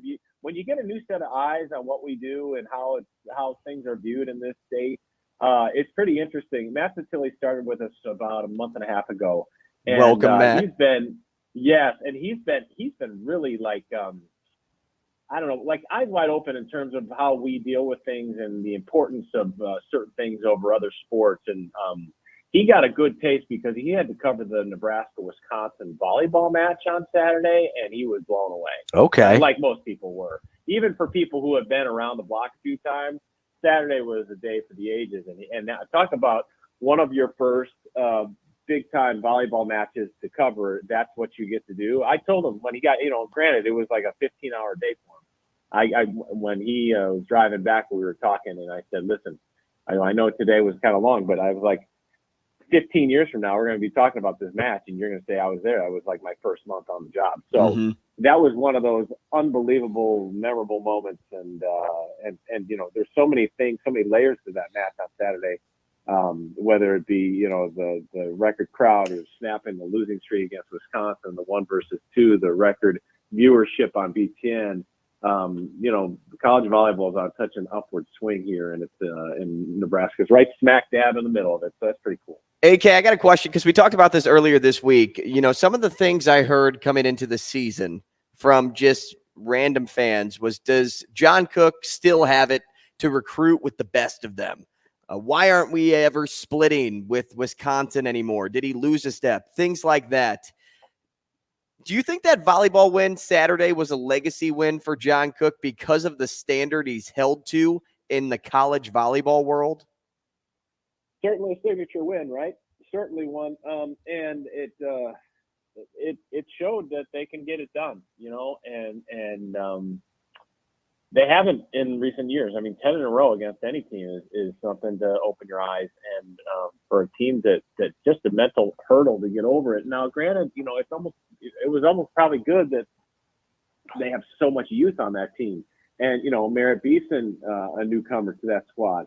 So they don't have that, here we go again, maybe in the back of their mind. But, a great prove it Saturday for Nebraska, because they proved that they can hang with the best and they can beat the best, and now they are the best, at least for now. And so, the way John Cook is recruited, I don't think anyone's questioning where Nebraska's status is nationally.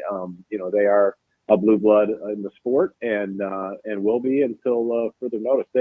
The way this thing sets up down the stretch, it's going to be really interesting to see how they finish up. Are they going to be able to finish without a blemish, and see how it goes in the postseason? It is so hard. I mean, the Big Ten, guys, is such an incredible college volleyball conference that, forget about Wisconsin for a moment and just think about all the other teams we're going to have to play in the second half of the season.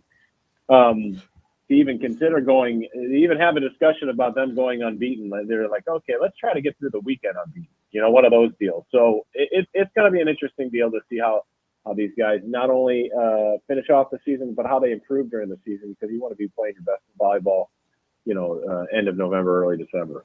Andy, signature win for Coach Cook and a big win for Coach Rhule on the same day. But who had the better celebration, the body surfing with Coach Rhule or the cowboy hat with Coach Cook? That's a good question. I don't know. The body surfing thing was great. Though it was, obviously we're not in the locker room real time, but the Cook celebration, John's he's such an intense guy, to see him kind of, to crack those smiles, throw on the hat. It was one of those moments you're like, wow, that's really, really cool. And he talked about yesterday about the kids storm the court, and we talked about it afterwards. I guess there was so much security around that they just wouldn't allow the court storming with the kids. But if you're ever going to storm a court, that would have been the one to do it. But John kind of took the storm to them. He went over there to make sure that the kids knew how much he appreciated their support. And, that's a real home court advantage for Nebraska. I mean, guys, when you look around the volleyball world, outside the Big Ten, even inside the Big Ten to some venues, and to see what some schools play in front of, and then you contrast that with what Nebraska has every single night. It is, man, do not take it for granted. I know nobody does, but, man, it is something special. AK, high school playoffs start this week for football this Friday. I'm sure you've examined the bracket thoroughly about potential matchups in the future and even finding the stronger first-round matchups to attend this Friday. But looking in Class A specifically here, is there a matchup that you're anticipating, one that makes you say, oh, man, if this team and that team wins, that's going to be a heck of a battle in round 2 or 3 or whenever? Well, normally, guys, week 1 is kind of a get you through week, right? Mm-hmm. And, you kind of configure, well, this team A is going to be team B, and probably by a big margin, right? There's a couple matchups in this Friday that really opens our eyes. How about Bellevue West and Papillion La Vista? Yeah. Talk about two teams. That is now, granted, the winner knows that they got to most likely get Westside, who, by the way, plays one of their biggest rivals in Creighton Prep in the opening round in the 116. Good defense. I think that, yeah, absolutely. I look at that matchup and that's like, okay, that's a really interesting Bellevue West Papillion La Vista matchup. That's what we're going with our game the week on Friday. But, don't sleep on Millard North, Millard West. I mean, Millard North is playing much better football than they did at the beginning of the year. But looking ahead, Millard South and whoever they get out of that Gretna Omaha North game, that one really is going to be intriguing to me. Omaha North tends to peak during this time, and something tells me that Coach Martin has a run in him. And granted, they're just a 10 seed. It's 7-2, and granted, they got to get through Gretna, and that's no easy task. But, man, Omaha North, Millard South, even Gretna Millard South in that second round really is one of those intriguing, like, as you said, like looking ahead to, we know about this week, but what about next week and maybe the week after? And then, I really like Elkhorn South. They're starting to get a little bit healthier, and what happens when they make a run in the second, third, fourth round. So it's going to be fun in Class A. Obviously Westside is a team that people are just kind of penciling into Memorial Stadium, but you still got to play the games. We've seen goofy stuff happen before in the tournament, so that's what makes postseason football so awesome. And we'll find out starting Friday. Yeah, Andy, looks like it's going to start cooling off a little bit on Friday as well. So make sure you're all bundled up out there. It's going to feel like playoff time here on Friday. Bring your parka. Maybe you have to go buy one out at a outfitter like Coach Rhule did the other week, right? There you go. There you go. Yeah. Andy, we appreciate it. We'll talk to you again soon. Thanks, fellas. Thanks, AK. Coming up next, we're going to talk to Andy Classen of the WTL podcast. Talk a little gambling here on Hurrdat Sports Radio. We will be back.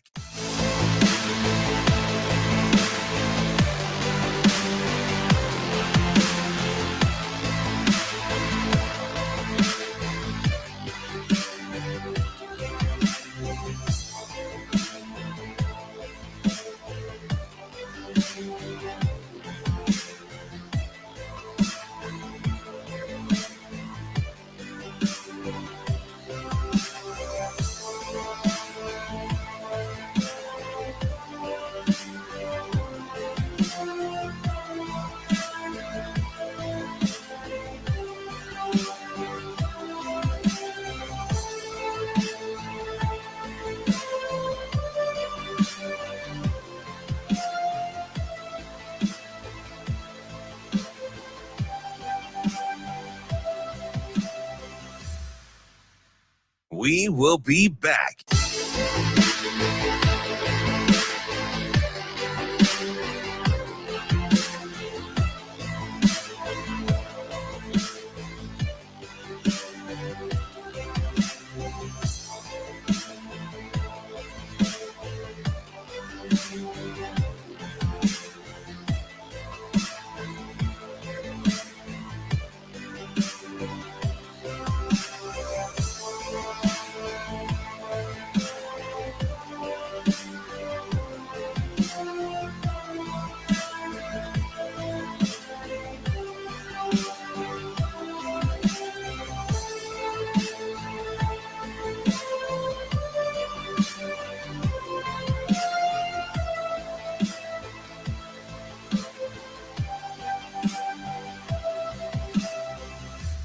We will be back.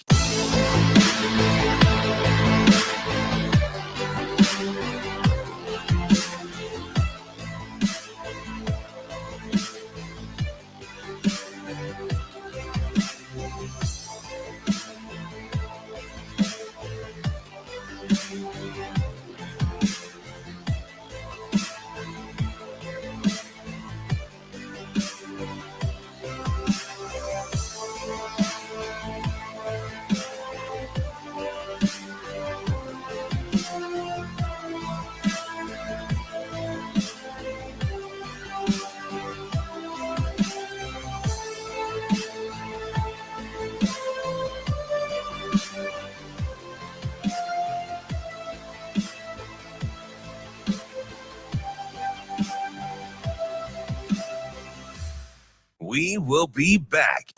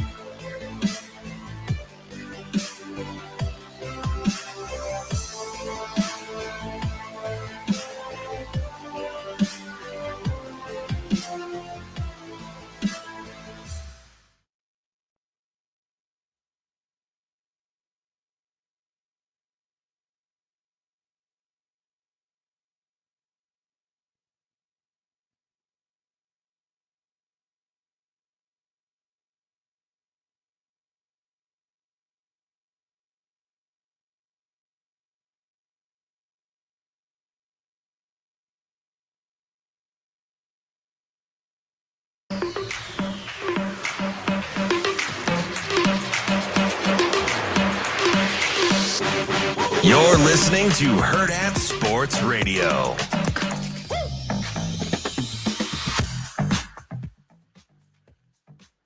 Welcome back to Hurrdat Sports Radio. I'm Ravi Lulla. We're wrapping up hour number 2 here on the show, and we are brought to you by Dyer Law. Dyer Law has you covered in all of your personal injury needs, whether you've been in an accident or whatever else is going on.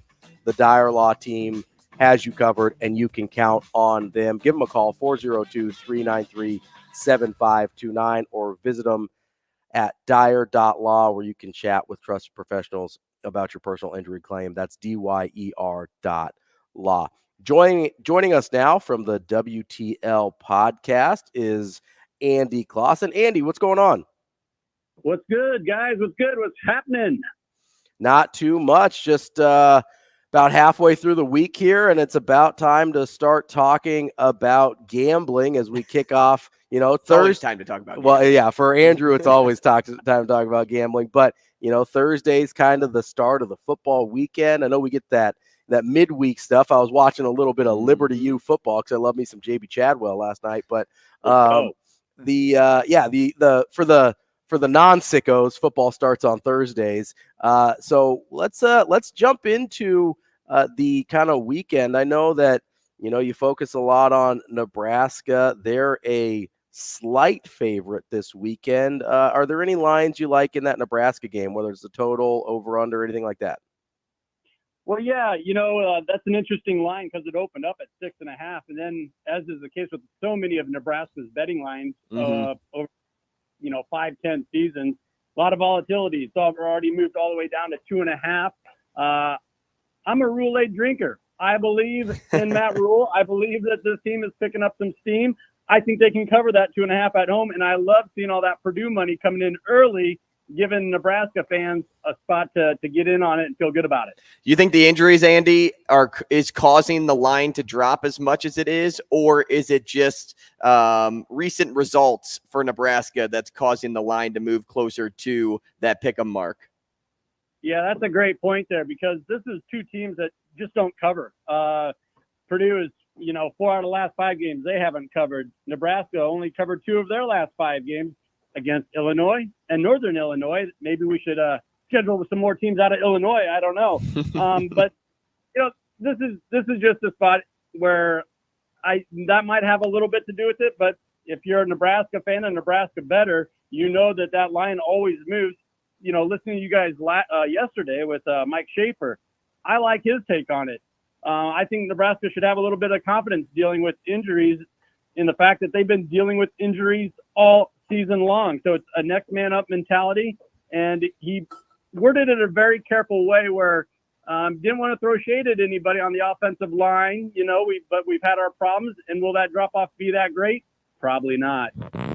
Yeah, Andy, you mentioned the defense and some of the injuries on the offense. Does that, that 39.5 over under, it's not like Purdue's really set the world on fire. Obviously, Nebraska's struggled to score throughout the year as well, and they've got that great defense. You like maybe a total on this game as well?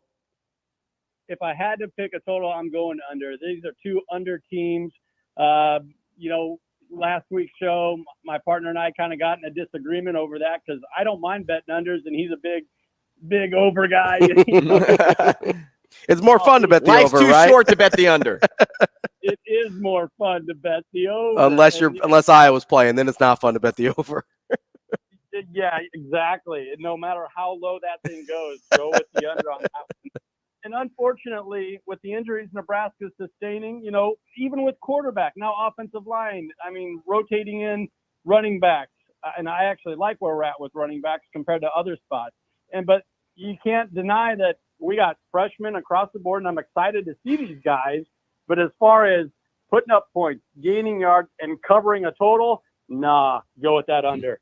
Hey, other games, Andy, that you're kind of focusing on around the Big Ten: Wisconsin, Ohio State, Penn State, Indiana. Let's go to the big one: Wisconsin, Ohio State. Ohio State still a pretty big gap there between one of the top teams, in the Big Ten East and the top team in the Big Ten West. Yeah, and a lot of times I like to put up a fight, or at least an argument, for the Big Ten West. I just can't do it this year. Don't be afraid of that 14.5 or now 15. I'm seeing a lot of 15 across the board here. Ohio State's going to cover. They are a team that covers. They've covered 4 out of their last 5, and the only one they didn't cover, they still won the game outright, Notre Dame, and it was a 3.5-point spread. They won by 3. So I like the Buckeyes. I think they're going to put it on Wisconsin. I know it's in Camp Randall, but this isn't the same Camp Randall and team. You want to talk about injuries for Nebraska. How about Wisconsin? And I don't like where these injuries are stacking up. Defense on all 3 levels: defensive ends, linebackers, cornerbacks, safeties. Wisconsin's dealing with a lot of injuries up and down their lineup, and it's not in a good place when you're going up against arguably the best offense and wide receiver core in the Big Ten. So if you're really hammering Ohio State and that spread, the total's only 43.5 there. If it's as bad as you think Ohio State might get that number by themselves. They could, and they've put up a lot of those points in the past. But to be totally honest with you guys, I'm probably going to sidestep it. And if I had to lean one way, and this will tell you what a sicko I am, I'm going under. 6 of the last 7, Ohio State has smacked that under. Now, it's not a fault of their own. I think it gets inflated. People talk about that offense, and your casual bettor will just go ahead and smack that over, right? Because it makes too much sense. Not the case. These books are sharp. They move that up. They adjust on the fly. This was another one where the point spread opened up at a 14. You're not going to find that anywhere. And in fact, I'm seeing a lot of 15.5 across the board now. Penn State, Indiana, the other game I mentioned. Penn State, 32-point favorites over Indiana. And the over-under is 46.5.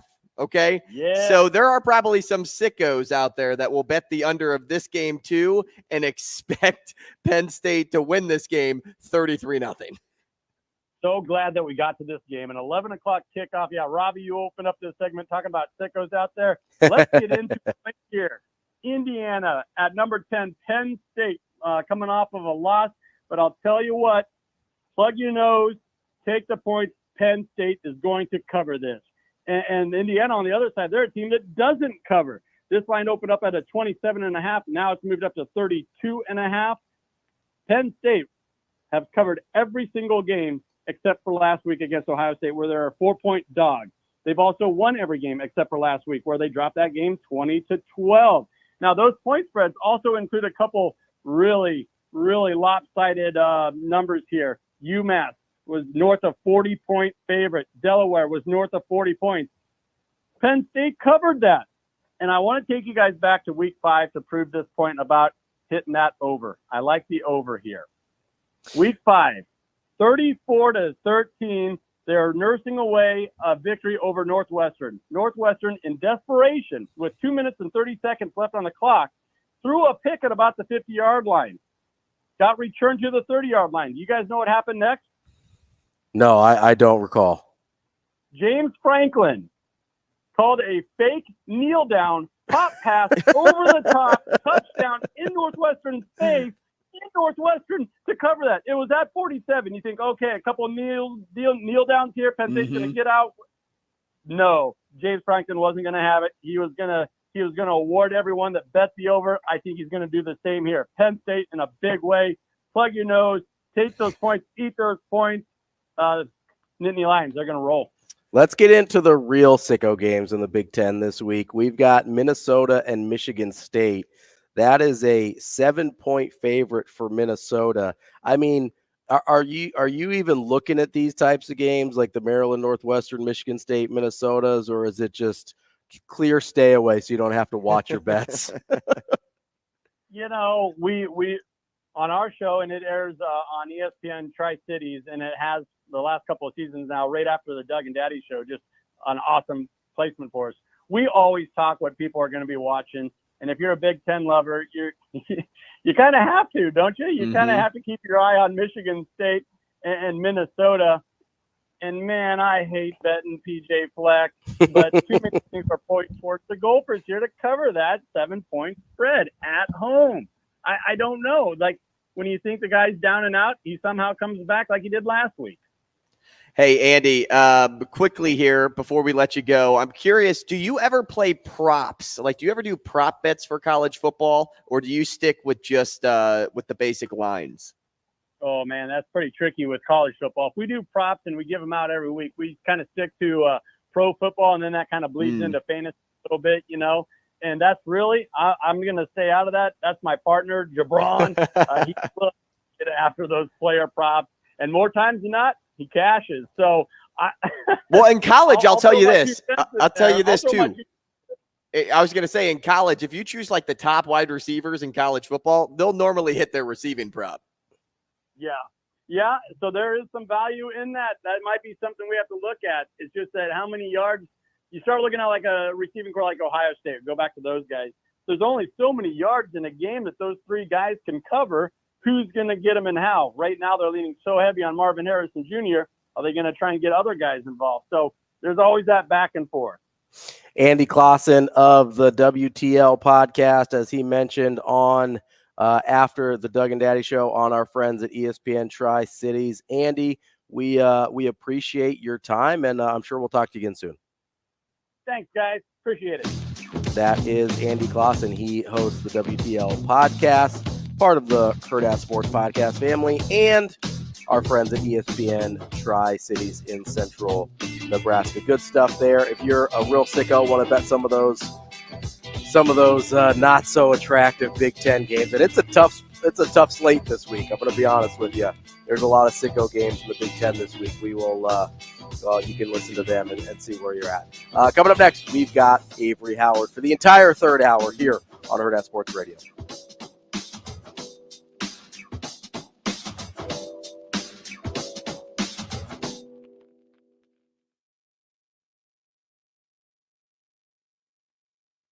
We will be back.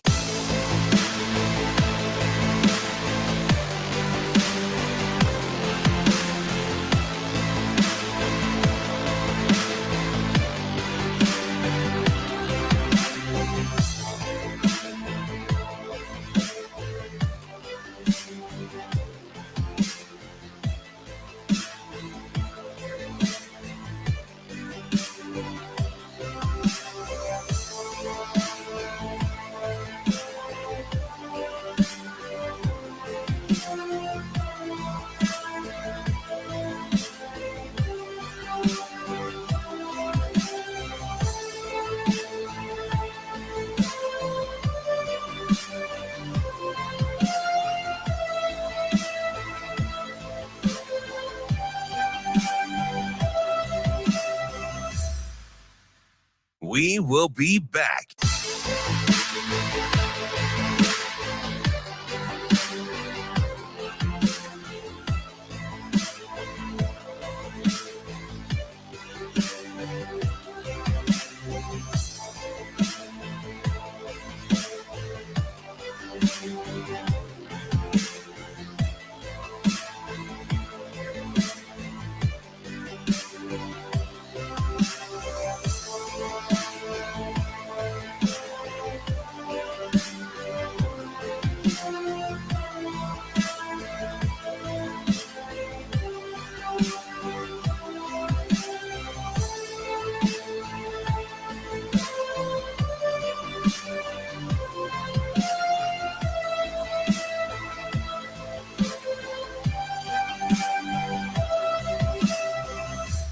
We will be back.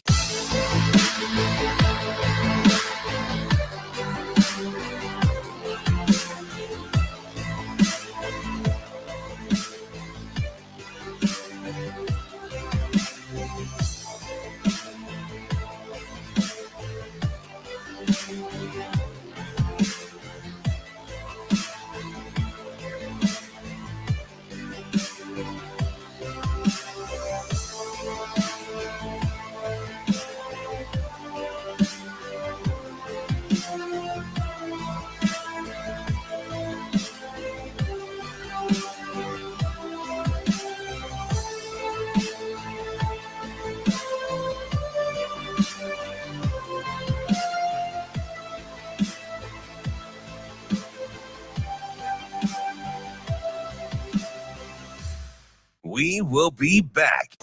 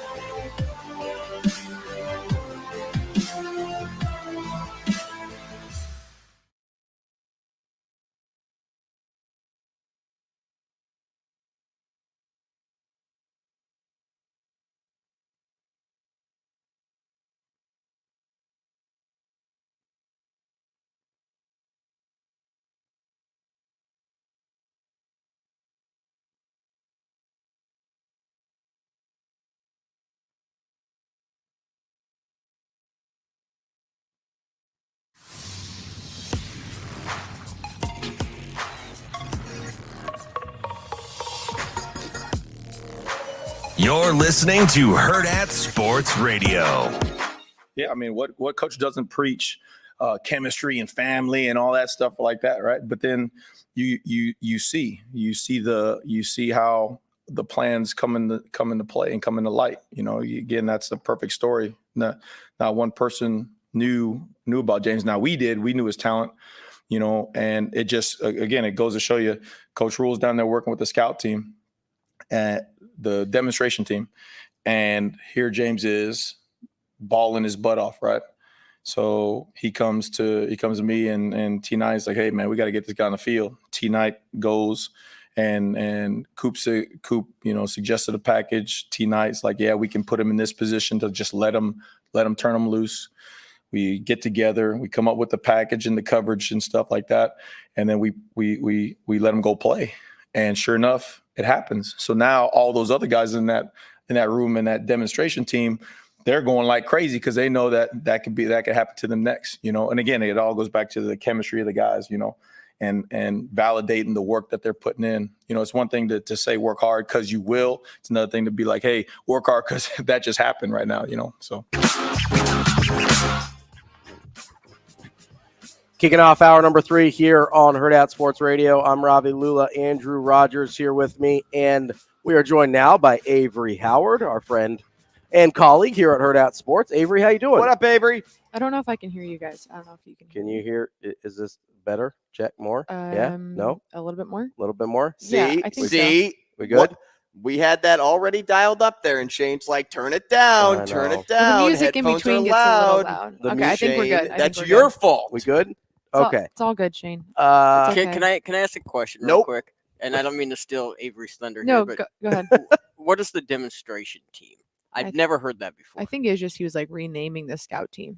It kind of sounded like. Oh, yeah. Because they kind of like demonstrate what the other team's doing. Yeah. Like what the opponent's doing for the next week. All right. I'll move on. I'll. That's what I assumed. Turn the mic off now. See you later. That's what I assumed. I've never heard that term either. He used it like interchangeably, like right afterwards. It's like he almost like caught himself. It's almost like maybe just like a an lingo internal thing. Yeah, no one likes to say the same word 3 times in a row in the same sentence. Scout. Yeah, if you use that, or if you use the word overcome. You know what he doesn't. I want to use a different word than overcome in my next sentence. You know what he doesn't have a hard time saying over and over again? On the grass. On the grass. It drives me crazy, and I don't know why. Yeah. I think it might just be like an internal thing. Like I know like on soccer terms, like sometimes you'll be called like a reserve or a subs, but like some coaches on certain coaching staffs, like they won't use that at all. Like they'll call them game changers. They will not use like reserves or subs like at all. They just call them game changers, or like, here comes our new wave of game changers. So I think it might just be like a lingo belief thing potentially. I think I would have preferred being called a game changer more. I was mostly called a scrub, which I did not love, but probably more accurate than game changer. Although I was called Scrappy, so I don't know how much better that is. Right. Yeah, although game changer can be positive or negative, so I might have been a game changer. I'm not gonna tell you in which way. So Avarie, coming off of you and I talked about this a little bit yesterday, but coming off of that Northwestern game, I guess just how did you feel overall about the performance? Because I think some people sort of walked away feeling a little lackluster, just because we talked about this. It's not the prettiest thing in the world to watch, but you still come out with the W there. I guess as you're kind of watching Nebraska turn into this Iowa-esque team, like how do you just process that in real time? It was kind of similar to, I guess the way I processed it kind of to the Illinois game, because I walked away from that game on the road kind of feeling confident, just hearing what I'd heard after the Michigan game and then their response. And I think I was kind of surprised to see so many of the negative responses after the Illinois game, just because, it wasn't the prettiest, but it never felt like Illinois was threatening. Sure. And I felt like, that's a defensive side of the ball kind of thing. However, I did expect more of a dominant performance against Northwestern, but I think when you watch the way that I just think you have to remember, like, we have such high expectations, I think, so quickly, just because of how much reassurance we're being fed constantly week after week from this coaching staff, and just how much they're not in panic, it seems like. So I think our bar went from maybe the very bottom coming off last year as viewers and fans and media members to just kind of like setting it really high, because everything seems like it's so much better than where it was at, that when there's games like that, I think last year Nebraska fans would have been like, hey, we got it done. They gave up a field goal in the fourth quarter, but they didn't blow it out, that kind of thing. And now I just think the bar of expectation has been set so high again after just, I think, knowing that there's just a good coaching staff in place that's putting taking the right steps, that when I watch this team rally around each other, even after an ugly win, I can see what it means to them. And I can see what it means to an offensive side of the ball that's literally trying to do whatever they can to score points and I am not saying that's an excuse for the interceptions and putting the balls on the ground, that kind of thing, but they're so supportive of one another. And you see how Coach Rhule reacts in the locker room afterwards. That was what was it, 17-9? Is that what yeah, 17-9 win. And I think everyone was like, what was that? And then you see the way the team's reacting, like they have to fight every tooth and nail for a win right now. So I think as disappointing sometimes it seems when you feel like, okay, on paper, this team, Nebraska, should be just going after it, but there's just so many struggles that they're going through right now, and for them to still come out on top, I think I have to take a step back and be like, a win is a win for this team right now, and it might be ugly, but like the heart, the grit, and the toughness is there, and there's the no quit that I can appreciate and I can value, and I'm not in that locker room right now. I don't know what that's like. So I think I kind of was surprised a little bit after Illinois on the negative responses, not so much for Northwestern, but just watching what these wins means this team, I think kind of says what it is for me right now. Yeah, I mean, you mentioned on paper, I don't know if anybody should expect this team to light the world on fire, even when this team was fully healthy. Yeah. Like, if we're being honest, this is not Michigan. This is not Ohio State. This is not Penn State. They're trying to build to get there, and they have every intent to at some point. But no one should be expecting them to cover every single week and to be absolutely dominant. Where I'm most impressed with this team is just seeing the progress overall from last year's team to this year's team. And that starts with the turnover margin. Like, even if they put the ball on the ground, even if they give the ball to the other team via interception, what happens at the end of most games? They're either close to even or above average, right? That's where this team rests. That's why they win games. That's why they can win 17-9 instead of being on the losing end of that. So it just kind of all boils down to just taking a chill pill, right? Just being okay with the W, even if it looks ugly. We talk about ugly wins all the time. You have to win ugly before you can win pretty, right? Until you get there, be happy with where they are today and how they've battled through all this adversity. It goes back to preparedness, right? So Tony White said he's never been around a program that's had to move pieces around like this one, right? And being prepared just for anything that comes their way. And I think that also falls into the injury category of having young guys ready to go, ready to step up. But do you think that applies, how do I put this? I think that applies to more than just how difficult Nebraska is to prepare for, like from an opponent point of view, because there's so many moving pieces that even opponents out there are like, who are we going to get today? I mean, on the defensive side, like there's so many guys that are in and out. And like we've talked this for week after week, like the level doesn't drop. You half the time don't even know who's out there.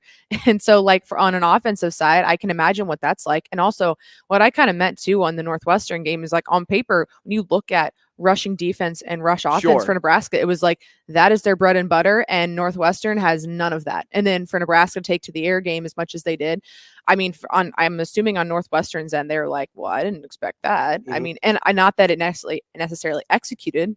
I mean, 17, I think we said dropbacks for Heinrich, and he completed 8 of them, the 144-yarder, whatever it was. But I don't think Northwestern out of the gate was like, yeah, they're going to toss it around the yard here today. So I don't know. I think like as Nebraska's trying to figure that out, I can imagine. But like, I think too, it's probably just more difficult. Probably an obvious statement here, but on the defensive end, just because they can shuffle so many guys in, and even if someone is out of position or someone goes down, we haven't really even seen that so far, the injury on that side. But like, there's so many guys that I just don't think the level drops it. And on the offensive side, I didn't even realize, because in the flow of the game, that Jenkins was in at center at the end of the game. I didn't even know. And I mean, I probably should have, because I knew Ben Scott went out, but I was paying attention to all the other things on the offense. And I'm like, the fact that he went from a guard position to center, and I didn't even realize, like, talk about your preparedness level. Like personally, like you have to look at different kinds of film to be ready for that. Like you're studying not only a guard position, like you're studying the whole O-line. I think that's something they've talked about previously too. Like, we're not just studying for one position, like we study as a group. Like if I've got to throw you in there, like you got to know the coverages, you got to know the package. So I think the detail oriented stuff like that, I can only imagine what that's like to learn, but to get ready, prepared against. Yeah. I mean, and you talked about it on the defensive side of the ball a little bit, where they just have so many pieces, and it kind of, it's a little funny to me actually, because like you mentioned the injuries, there actually have been a couple injuries on the defense. We just don't notice. We just don't know. Right? Like Luke Reimer missed significant time. Right. Nick Henrich was not healthy to start the season. Mm-hmm. Deshaun Singleton's still not playing. And we just don't notice because everybody back there is awesome and it's all good. And then you throw in scout team guys in there that you've never heard of before. You have to literally look up on your roster who just made that sack because you have no idea who James Williams is. KC kid. And you're just everybody but Avarie apparently. Yeah, she was like, "That's my guy. That's my guy." No, but you've got this. There's this almost incredible confidence on the defensive side of the ball because the fact is they don't need James Williams right now. They've got enough guys on the D line. They've got enough guys at those rush positions. They don't need James Williams right now, but they're like, hey, we've got this guy who can play. We're going to get him on the field. And they know they're going to need guys like James Williams next year or the year after or whatever. Right. And Coach White kind of talked about this is James Williams is the validation that like, hey, your hard work's going to pay off. Yeah, like you will get a shot. Yeah, like if you're good enough on scout team, you will get a shot. I think a lot of coaches talk about that, right? They're like, oh, hey, if you really ball out, no matter what your role is, they're just blowing smoke up your butt, right? Because they're like, you're never going to play. Some JUCO D lineman on scout team is never going to play no matter how good he is. And they're like, oh, no, James Williams is good. We're going to play him. Yeah. We're going to put him in a package. And then he balled out in the game. Like, hey, we're going to play you more. Yeah, how cool was that? It wasn't even like we're going to put him. It was like we have a design package for him to get into the game. They designed a package for a scout team guy. Because of how hard he'd been playing in scout team and how much like he was causing havoc for their own offense. Yeah. I think it was interesting that I think Tony said it yesterday. He was like, we would not be the defense that we are if the offense isn't the offense that they are in practice. Like, I think there's a lot of frustrations for the fans right now seeing what the identity is, but like, because the offense is going as hard as they are and trying to get better every day and trying to figure out like what this offense is going to look like and being the run offense that we've seen at times, like the defense has been well prepared. Yeah. And it's not, I don't think people should hear that and say, hey, the offense is balling out in practice and stuff like that. But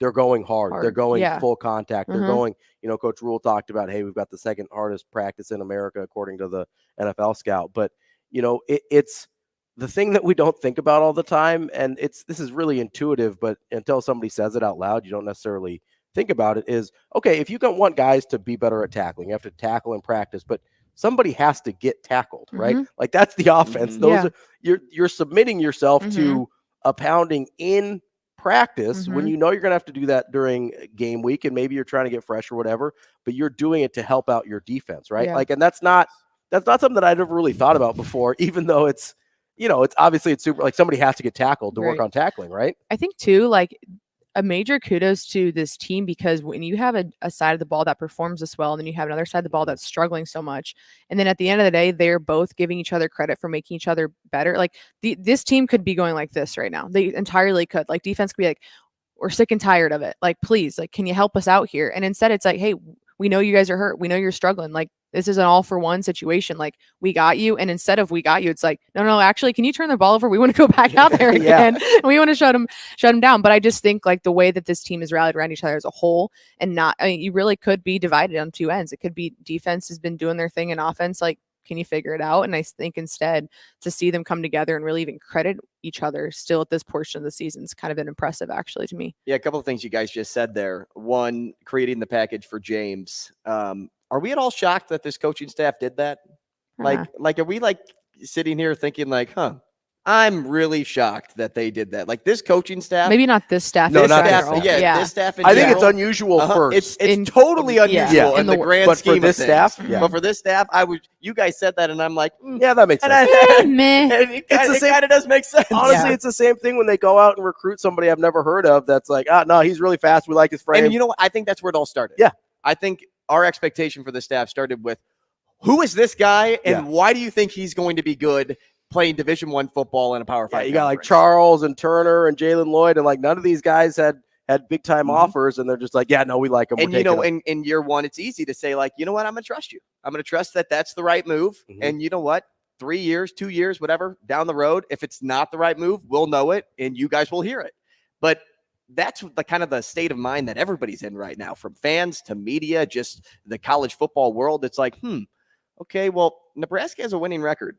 They're 4-3. They're on pace to get somewhere where they haven't been in a long time. Maybe they actually do know more than people gave them credit for early on in the season. Because when you do go after guys with no stars, you're driving past a high school in Colorado and you just happen to stop because some coach said, hey, you should look at this guy. He had no other offers anywhere else, and then he ends up with one to Nebraska at the end of that day. Like, that's just because the staff sees things that other people don't. So that's why I'm just not overly surprised when, things kind of evolve throughout the season. Like, when things just kind of hit us and we're just like, this staff will know what to do. Well, it kind of goes back to that confidence thing, right? Because I think other coaching staffs do see those things, but they don't have the confidence. Only Nebraska. Yeah. I don't think they have, a lot of staffs don't have the confidence to go out there and say, hey, I'm putting myself out there. Yeah. Maybe they'll see a guy and they're like, oh, I kind of like him. And then they look him up and they're like, oh, he doesn't have any other offers. He doesn't have any stars. Nobody's talking about this guy. Like, they trust their eyes more than any coaching staff I've seen for a really long time. And I know Husker fans hate when I do this. It reminds me of when the Creighton staff would offer a guy like Kyrie Thomas that I hate when you do not a lot of guys saw coming out of high school, or they offer a guy like Justin Patton before anybody cared about who Justin Patton was, because they trusted their eyes, they trusted their evaluations. Nebraska's coaching staff is so good at that, and they're so confident in their ability to develop that they're okay taking swings on a guy that other schools, I legitimately think they probably see the same things and just don't have the confidence in their own either development or in their own eyes to say, yeah, we're going to take this guy. I just don't think you can undervalue what a full belief from a coaching staff in an individual player does for a team and a player in general. Like, every single kid is the star at their high school if they're going to go play college football at some point, right? Like, you are the star. And then you get to college and it's like, and you see the kids that either quit, they don't love it anymore, they're not committed to it anymore. And it's because they're probably, if it's not self-inflicted and it's not, a lack of hard work and that kind of stuff, they're not getting the same belief that they've gotten basically, I would say, for probably most of their career. Yeah. And you look at, and that's really hard because you go from being a star and you can be self-motivated and stuff like that. But if your coach is not willing to give you the same exact treatment as he's giving the next guy and you're working just as hard, that's really hard to go to practice every single day and know that I still have a fair shot. I'm going to make an impact on this team. When you look at the guy next to me, he's making more mistakes, but because maybe whatever relationship you guys have, I'm not going to get a shot. So I think for the guys that are on this team that have been there before this coaching staff, I said this, I think a few weeks ago on the radio show, like, the relationship that Coach Rhule and Luke Reimer has is fascinating to me, because Luke Reimer has always been a name that this fan base has appreciated. He's always put in good work for this team. But this year he's become the voice, Coach Rhule says. He's become the reason Coach Rhule originally fell in love with this place, as he said. He's like, you don't understand what he's done for me to get to know what this place is like and enjoy coaching here. The player, Tommy Hill, he was it just took Coach Cooper to be like, hey, you're good, but do you know how good you can be? I'm gonna put some belief in you and you show me, and I got you. And I think for a coaching staff to do that, play from what it sounds like, I could be completely wrong, right? But from what it looks like, and the guys that are stepping up that have been on this roster before, and then have a little bit of belief, and someone's like, we think you're good. We don't think you're a waste of space, and we don't think you're a waste of a scholarship. You're be impactful. And I think that belief goes a long way to see the guys that were just stepping on the field a few times to being the dudes on this team. That's not oh, we found this random talent. It was already there. It just had to kind of be ignited again. Do you guys remember Big Ten Media Days and the three players that went with Coach Rhule to Big Ten Media Days? It was Ethan Piper, it was Quentin Newsome, and it was Luke Reimer, right? Yeah, and we were all like, okay. Well, no, a lot of people were like, Luke Reimer, right? That was the one. Ethan Piper was understood. Yes, for sure. Quentin Newsome went last year, right? Yes, so it was just but it was no quarterback. No quarterback. Well, Jeff Sims, I guess, was there for one of them. But it wasn't a running back. It wasn't whatever. Was it Jeff? It was Jeff Sims and Piper. I'm sorry. Did I say Newsome? Newsome. Yeah. Okay. Yeah. Scratch that. We'll reverb. We're going back. Yeah. Okay. Sims makes sense, right? Sims makes sense. Piper makes sense. And then everyone was like Luke Reimer. And I remember watching Luke in spring practice. And I was watching him work with Dvorak, and he was just with his group of guys, right? MJ Sherman was there in that same pod. It wasn't all linebackers, but it was just Luke Reimer and Dvorak were side by side. Luke would run a play, run a drill. It would be 120%. That's how he would move. And then he would sprint back in line and he would talk to somebody. Mm-hmm. Oh, Talk about a rep, talk about something different. It was with so much freshman, like Maverick Noonan was with that group. He would talk to Maverick Noonan. Then he would do his rep again, 130%. Right? So not only is he working by example, leading by example in that moment of saying like, hey, no matter what, if this is practice, if this is a game, we are going full speed. We're running through this brick wall. But he's also coming back around and he's teaching. And that's what embodies a leader. And that's what Coach Rhule really, I think, took a liking to early on, because then Dvorak would lean on Reimer to get information across to certain players. And I was just kind of watching this beautiful carousel, like just go in this one little pod. And then I'd go over to Evan Cooper's drill and he's just screaming away, yelling at people. But I love Evan Cooper. Different communication styles. Different communication style. But Coop's great. But that also goes back to what you were saying about Luke Reimer and Rhule's affinity for him. Well, and it's you saw a very similar thing. We talked about this a little bit earlier with Ethan Piper, another guy that was at media days, right? Is okay, this guy's out injured for the season. He's already talking about, okay, this is going to be really good for Justin Evans Jenkins. And this is, this is long-term. This is going to be better for his development. And I think maybe we didn't appreciate how close Justin Evans Jenkins was to getting on the field anyway. There were talk about how, I think there was legitimate questions in camp if he was going to beat out Ben Scott for that center spot. I mean, they really, really liked him. And obviously they didn't want to get him onto the field this way. But the fact that he's now in a position to play, I have the least amount of concerns for him out of anybody that's filling in right now, because Prohaska, I just don't know what he looks like now, like in terms of his health, his mental state, his just his size. Like he's so big now. Yeah. He was not, he's grown another 2 inches since coming in. And even since playing his freshman year, where you're just like, I don't know if this guy can move the way he needs to. You've got Henry Lutovsky, who's been in the program for a couple years, but hasn't made a ton of noise. Out of those three guys, Justin Evans Jenkins is the guy I have the least amount of questions about, and he's the guy we've seen the least of, right? He's been on the field the least. He's a true freshman. You just look at that guy and you go, yeah, no, I feel okay about that. I'm good. And like you said, he goes from guard to center, and we're just like, yeah, no, this is fine. Yeah. Like, how many times do you see a backup center in there and you've got snap issues, you've got exchange issues, you've got all sorts of issues because of how important the center is there. And he just see it all the time. Not only does he go from, okay, I'm all of a sudden playing guard, and then he's like, oh, no, now I'm going to play maybe the most critical position on the offensive line with probably hardly any reps going into that week. You know what kind of doesn't surprise me, however, though, is Coach Rhule told us after, I think, the first or second practice of fall camp, he said the speed and the talent on which we have on this freshman group is kind of ridiculous. He's like, the speed is what stands out. He goes, I've told them the only difference that gets you on the field. He's like, we're going to play our older guys. He's like, they want this. And he's like, they're going to lead us. Our freshmen will help us get there. He's like, the only difference why freshmen get on the field or why they don't is if how much they study film. If they put the phone down, if they stay here longer and they study film and they know the playbook, you will get on the field. So I'm not surprised that if he can go for multiple positions, that's one telling me that he's proved to the coaching staff, I've watched film, I know what I'm doing. And that's probably why he's on the field. Yeah, absolutely. Really good stuff there. Coming up, we're going to lighten things up a little bit, start playing a little game here with Avarie. It's our Wednesday game. Guess who? Giving away some UNO hockey tickets. Yeah, so call in 888-638-4876 if you want to win UNO hockey tickets right here on Hurrdat Sports Radio.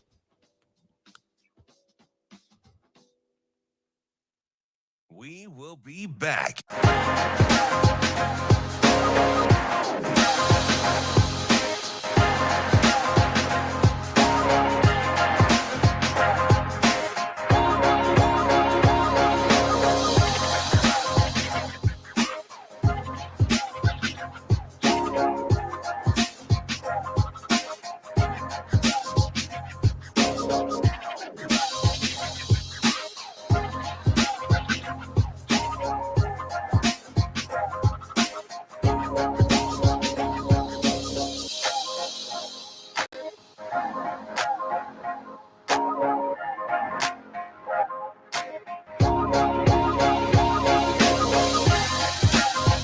We will be back.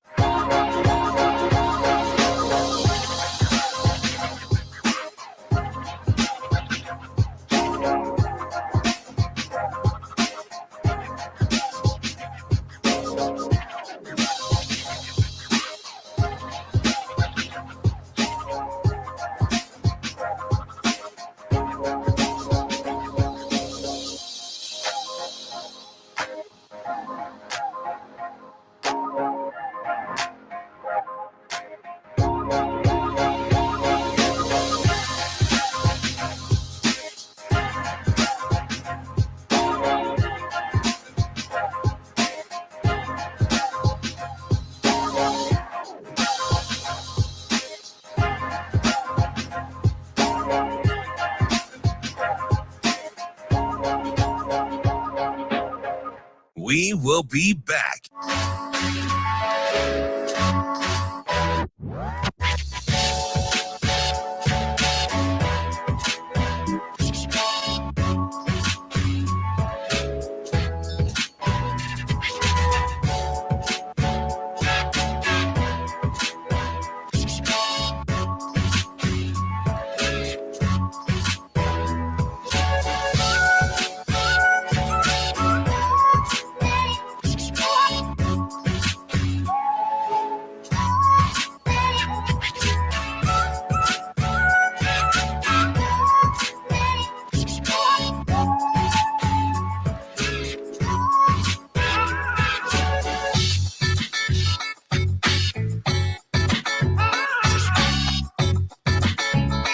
We will be back.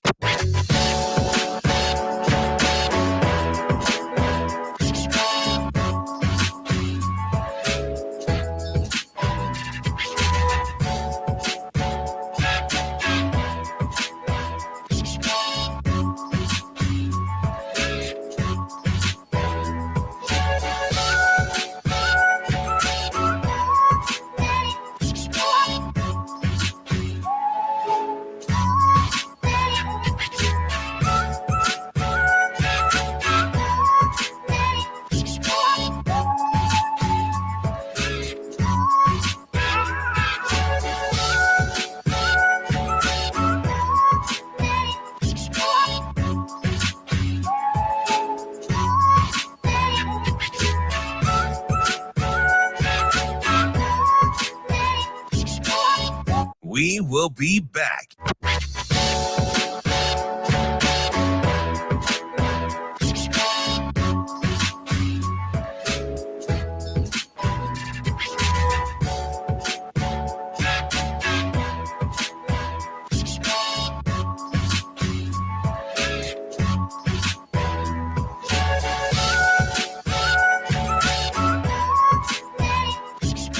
We will be back.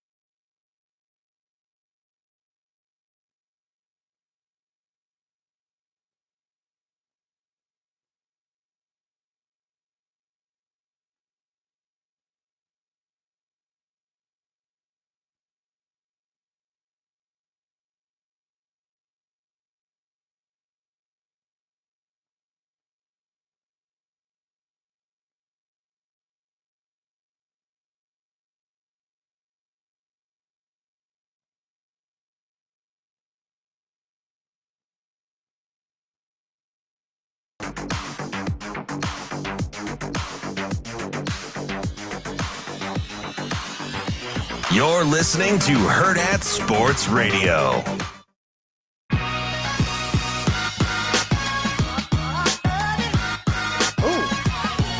Ooh, we got a new view here on the StreamYard. Yep. Here we go. Welcome back to Hurrdat Sports Radio. Ravi Lulla, Andrew Rogers, Avarie Howard here on AM 590 ESPN Omaha, ESPN Tri-Cities, and KFOR in Lincoln. It's time to play a little game. We're going with Guess Who, but Andrew, as he does, our game master himself, likes puts a little twist on it. Our very own resident Bob Barker Jr. here. Take it away. Oh, I prefer Pat Sajak, but it's cool. How dare you? So Guess Who? So last week we played this game, and the listener had to guess or had to ask as many questions in 60 seconds to try to get to the answer. Yeah, the listener. Last week. Yeah. That was last week. This week's a little bit different because Avarie's in the chair. We chose to go a different route and all come up with one athlete, one celebrity, okay? And we are all going to play against one another. So it's going to be Avarie and myself and Shane when we're trying to guess Ravi's individual. Same thing if it's mine, it's Ravi, it's Avarie, it's Shane, and so forth. But the kicker here is we have Trent on line one. Trent, good morning. Good morning. How are we doing? Good. So, Trent, here's the idea of today's game. I know you probably called back wanting some redemption, but your way to win UNO hockey tickets could be a lot easier this time around because you will be playing with two people. Two people will be playing for you against one other. So you would get to choose. If I'm given the clue, you have your choice between Ravi, Avarie, and Shane. You get to choose two of them to team up and try to come up with the answer over that last person. Does that make sense? Yeah, sounds good. Okay, Ravi, you're going to go first, though, with your individual. So, Trent, you choose Avarie, myself, Shane. Who are the two people you want on your team? All right, I'll take Andrew and Avarie. Smart let's man. go. Smart man. Shane, Here we you're on go. your own. So, Shane, you actually control if Trent gets these tickets or not. Uh-oh. That was probably not a good call there. All right. Not a bad one. I have Okay. I have my person in mind. Ladies first. Let's go. Is it a male? It is. So and then you would give a guess. So after you ask every I gotta question, guess you'll literally give every a guess. male under the sun. Uh-huh. Okay. Get it right. That'd be LeBron nice. James. It is not LeBron James. NBA was on the front of my. Is it an athlete? Sort of. Oh, great. Mike Ditka. No, it is not Mike Ditka. Shane. Is it a coach? It is not. That wouldn't be Mike Ditka. You got to make a guess, Shano. Sort of an athlete. I'm gonna go with Larry Bird. How you doing Larry dirty like that? Called him sort of an athlete Because he's not. He doesn't play anymore. So he was an athlete. No, okay. No, it is not. I think Larry you Bird. thought too much into that Yeah, one. not Larry Bird. Avery, go ahead. So it's not a retired athlete? Is that what you're saying? or- No. That's not even a prompt yet. You can't even Oh. answer. Sort of. They are Okay. sort of an athlete. Okay. But how are you sort of an athlete? I guess I'll know when it pops up there. Is he bald? Yes, Is it The Rock? it is The Rock. What? Bam. How did you do that? You are welcome. Let's go, Mavs, baby. Trent, you won. How'd you go from sort of an athlete? Because when he said to sort Dwayne of an The Rock athlete, that's Johnson? kind of who I think of. Not gonna lie, like I think of him as this athlete, but actually more of an actor. But then he like puts on this like used to be an athlete persona. Yeah, well, okay. So he played at the University of Miami, right? But I don't think of him as that. I don't either, and that's why I he's not famous for being a football player. If But you would have said yes, I would have never gone to The Rock. But if you go like wrestling professional wrestling, I get they're athletic, but I don't know that everybody's like, hey, that's a sports star, Wow, you know? I'm like super impressed. That was incredible. Trent, congratulations. Avery just won you the tickets. Hang on the line. Hang on the line. and- Shane will get your information. Sound good, man? Yeah, sounds like a plan. Thanks. All right, thanks, Trent. I'm super How about impressed. that? Yeah. I was too. Okay, well, Avery, since you just dominated, you don't get to play anymore. You have to now You have to choose come your up with your celebrity. person. I have my person. Okay, and we'll run through this again. Right now, Avery's got bragging rights. She's up 1-0 on everybody else. Won Trent some tickets. If you still want to call in, there's still that ability. 888-638-4876. That's correct. Warhorse Sportsbook Hotline. That is correct. Ravi, kick this thing off. Go ahead. Your first question to Avery. Okay. Is it an athlete? Nope. Meryl Streep. Negative. That was so quick. Is it an athlete? No. Meryl Streep. I don't know why I even thought of that. Is it a singer? No. Jennifer Aniston. Mm-mm. Shane? So you had No athlete. No singer. No singer. And not Meryl Streep. Or Jennifer Aniston. Very similar. Mm-hmm. Yeah. If you say the same person twice, you have to do push-ups. is she a politician? No, Oh. it's not my world. Shane, guess.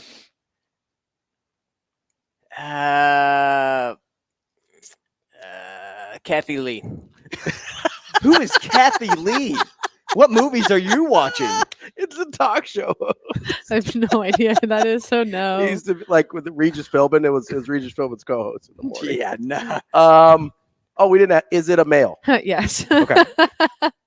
We went with three ladies, Yeah. and it's a male the whole time. I thought one of you was going to ask it. I was just riding with my male. So it is a male, non-athlete, non-singer, non-politician. So I'm going to think actor here. Let's go with Bradley Cooper. Okay.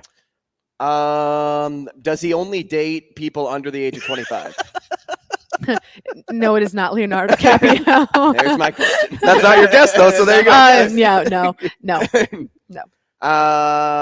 Kevin Hart. No. Shane, what's your question? So what is it again? Just run through it real quick. Not an athlete, Okay. not a singer, not a politician. Male. And doesn't And only not date Leonardo people. DiCaprio. Yeah, it is not a Leonardo DiCaprio. Are they on the radio frequently? I would assume no.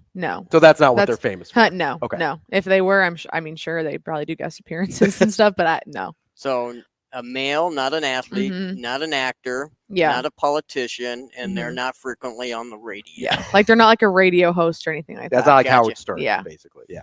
Oh my goodness. Dickie V. No, love Dickie V. That's an though. interesting. That's a good one. Is it an actor? Yeah. Okay. I just want to make sure. We were guessing a lot of actors. Right. Want to nail that down. All right. So male actor. It's really all you need. You don't need to go through the rest of them now. I'm not going to. Denzel Washington. No. Ooh, good. Actor. Is he above the age of 50? Sure is. Ooh, okay. That's a good question. Age is a good question there. Above the age of 50. Arnold Schwarzenegger. No. Good one. Is he a comedy actor?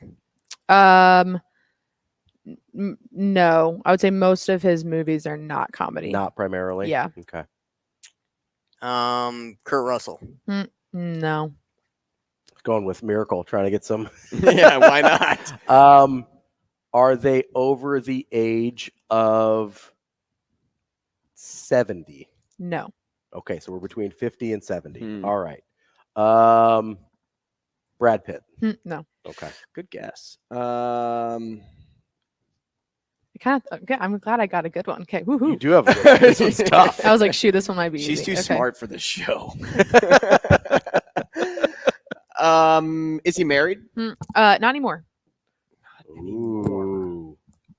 Been married twice. I'll put it that way. Ooh. That I think I know it. Doesn't help me. I think I know it. Okay. George Clooney. No. That didn't help me. I one think bit. he's only been married once. Mm-mm. George Clooney. I was like, No, not the person that you're talking about. Is he an action star? An action star? Ooh, Yeah. good So question. is he like in police movies or that sort of stuff? Adventure movies? Yeah, more. Yeah. Is it Bruce Willis? No. Okay. Is he in franchise movies, like multiples of a same?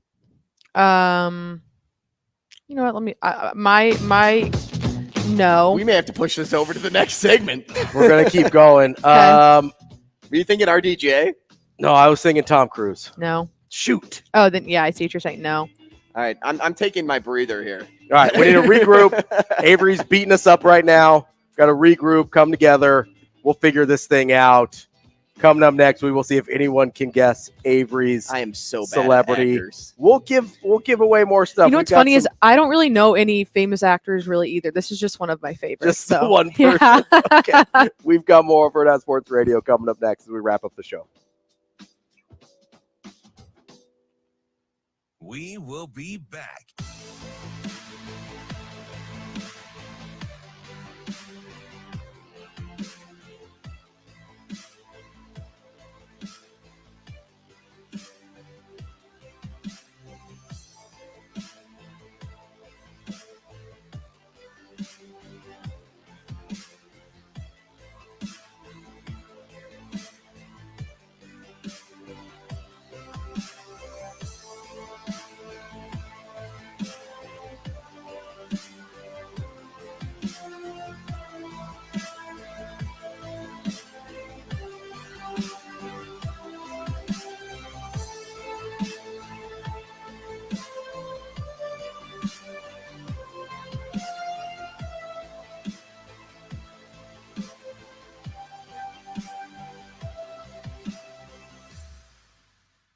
We will be back.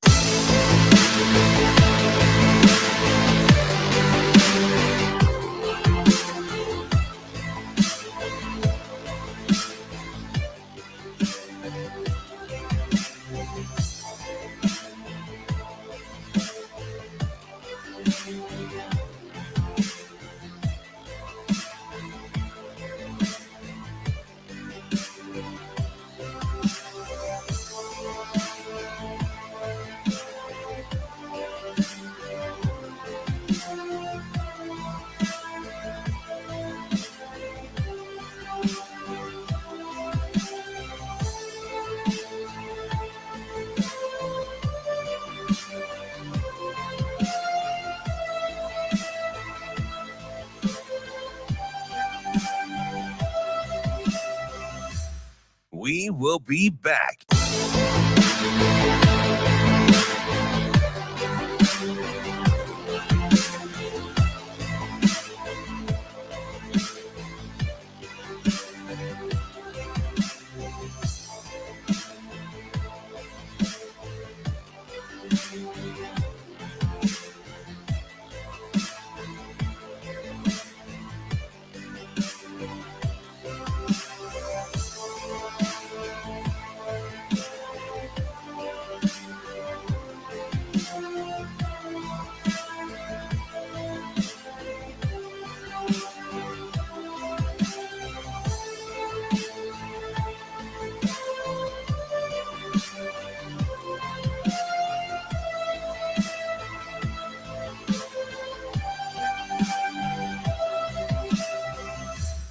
We will be back.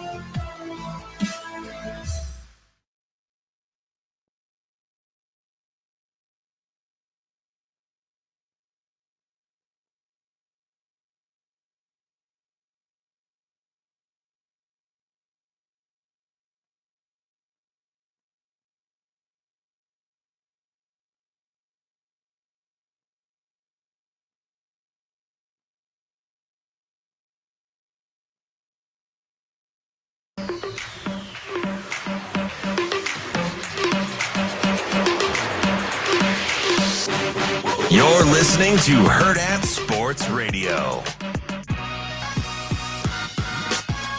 We are wrapping up the show here on a Wednesday, and Avery is thoroughly kicking our butts in our own game, which is always a little awkward with the guest here, but that's okay. So earlier, thank goodness she's not much of like a real guest. She works with us. Yeah, so, right. Like it's not that embarrassing.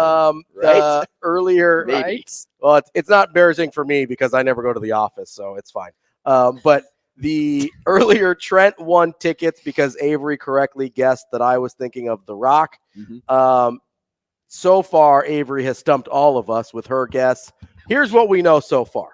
It's a male actor, okay, between the ages of 50 and 70, okay, that has been married twice, mm-hmm, or is maybe currently on their second marriage. We don't know if they no married and divorced twice. Yeah. Okay, that's a little nugget she just gave us for free there. Mm-hmm. Not primarily a comedy star, Mm-mm. and sort of in action movies.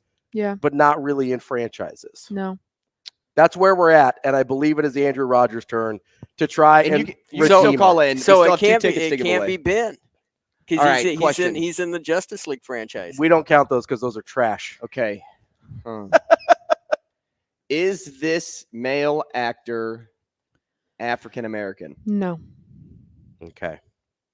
Okay, here, I'll give you a hint. No. Well, he said franchise movies, not franchise movies, but he's in movies and also TV shows. And the TV show is a series as well.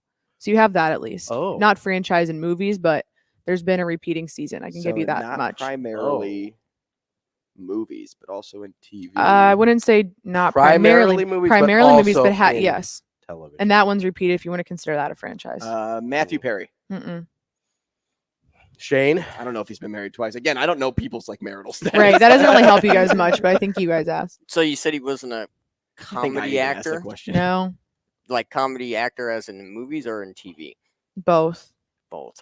Mm-hmm. So no Charlie Sheen. I feel like you guys are gonna like find and be like, oh, We're gonna kick ourselves? Maybe.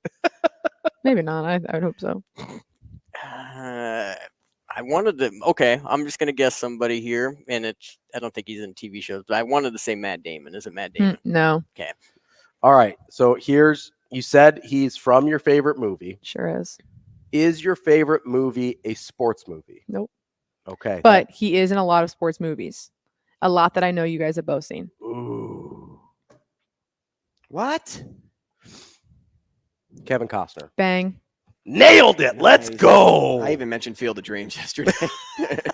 Is that what made you think of it? No, my favorite movie is Dances with Wolves. Oh, okay. You said you would watch Moneyball every day. Yeah. And you could quote whatever it is, Get Smart. Mhm. Dances with Wolves is my movie. Okay. Wow. There you go. The full Ravi 3 gets a point. hours. I don't know. Unbelievable. Kevin Costner. But he's in Yellowstone. Yep. That was kind of my thing Yeah, there. you guys don't Front get of it. mind. I'm not giving you guys it as easy as Avery gave it to us. She gave us like some unfair hints there. We could have been here for hours trying to get to Kevin Costner. Oof. Yeah, we really could have.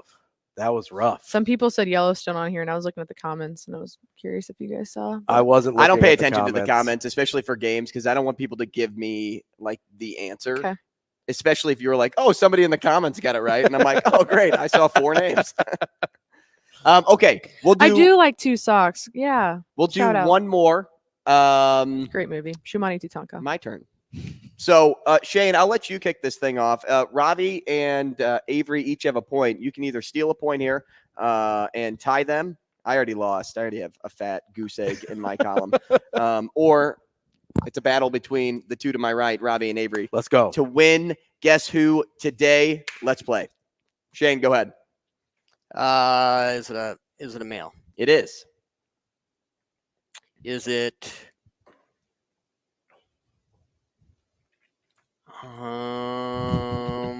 Going through the males. Shane, just name any male. Is it Napoleon Dynamite? It is. It's not Napoleon Dynamite. No. For some reason, I wouldn't be surprised if Andrew's like, yes, it is. Nailed it. Unbelievable. He got it right. Is it an athlete? It is an athlete. Okay. Okay. Is it Brock Purdy? No. Is it a current athlete? No. Is it Matt Holliday? No. But we did get done talking about him today. Go ahead, Shane. What was the Retired male athlete. retired male athlete? Way to Is give him it? the Spark Notes version. Is it Is it an NFL? No. athlete? Okay, so retired male athlete, not NFL. Is it Derek Jeter? No. Is he a retired baseball player? He is. Hank Aaron. No. Did he play for the Cardinals? No. Oh. David Ortiz. Nope. Did he play in the National League? He did. Is it Sammy Sosa? No. Was he a pitcher? He was. Oh. Good question. No, I can't even think. Zach Greinke. No. Recently retired. Uh-huh. Great Zach Greinke.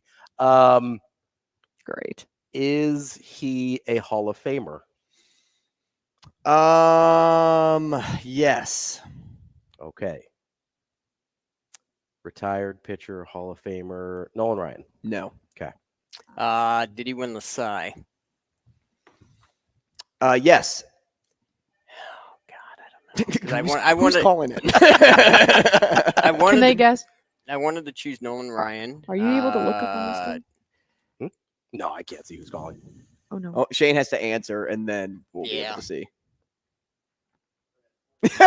No, I was saying, are you able to look things up? Were you guys looking? Are you able to look things up? I don't. No, I'm not looking things up. I'm Yeah. just checking on our Twitter I looked and up if stuff people while were we- married after I guessed. Yeah. But that's about it. All right, so you take Shane's turn here. Okay.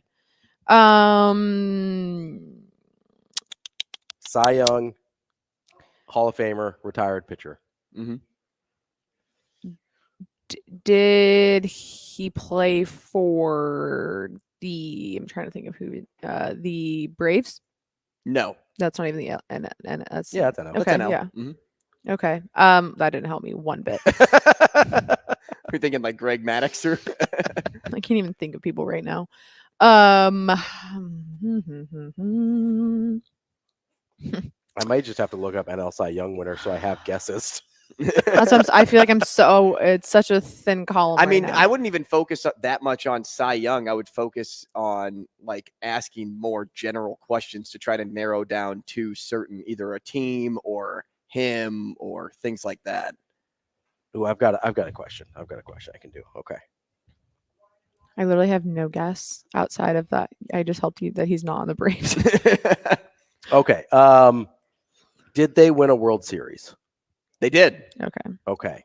Let's see here. Hall of Famer, World Series. Roy Halladay. No. Ooh. I felt good about Shane, that. back to you. Unless you want to pass on your turn.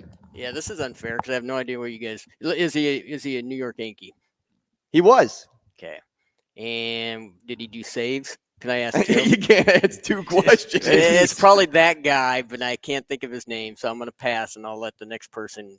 It is not Mariano Rivera. Dang it. No. Because he played in the NL also, right? You said? Mhm. Okay, yeah. Yeah, so he's played in both leagues, but I wasn't going to give anybody that added bonus. Okay. Ooh, I've got to guess. Has Focus he on the Yankees too? Has he been retired over 10 years? Holy moly. When was his last game? Hang tight. Yes. More than 10 years. Okay. Roger Clemens. No. Did he play for the Diamondbacks? He did. Randy Johnson. It is Randy Let's Johnson. go. Guys, the Diamondbacks won yesterday. Come on. There we go. Well, No, they're the Diamondbacks. Real quick here. So Robbie's your winner. Love Yeah, it. Love to 2-1. see it. Nice work. Although Avery had the most impressive guess because she Thanks. got it real Yeah, quick. out of what the heck? Like it was what? It was like the third turn, right? Maybe. That was because she asked, you asked. She so it's started. so but it's the she fourth. started with an easy question of, is it a male? Yeah, Like, so it was just, I say easy question, like one that didn't Yeah. like, give you Didn't help a anything. ton. Although it did narrow down it to half the population, which is helpful. So that was, Avery had the best guess, but I was hoping somebody was going to ask, did he kill a bird? I was going to say, yeah. technically winner. I don't know. When I said New York Yankees, it seemed like it narrowed it down a lot. It did actually. That did help because I was like, oh. Yeah, I should have seen. Mm-hmm. And you helped too because I was down to Randy Johnson or Roger Clemens at that point. So that You're was welcome. good. Half point. Real quick before we wrap up the show here, let's get to Jamie real quick on the Warhorse Sportsbook Hotline. What's up, Jamie?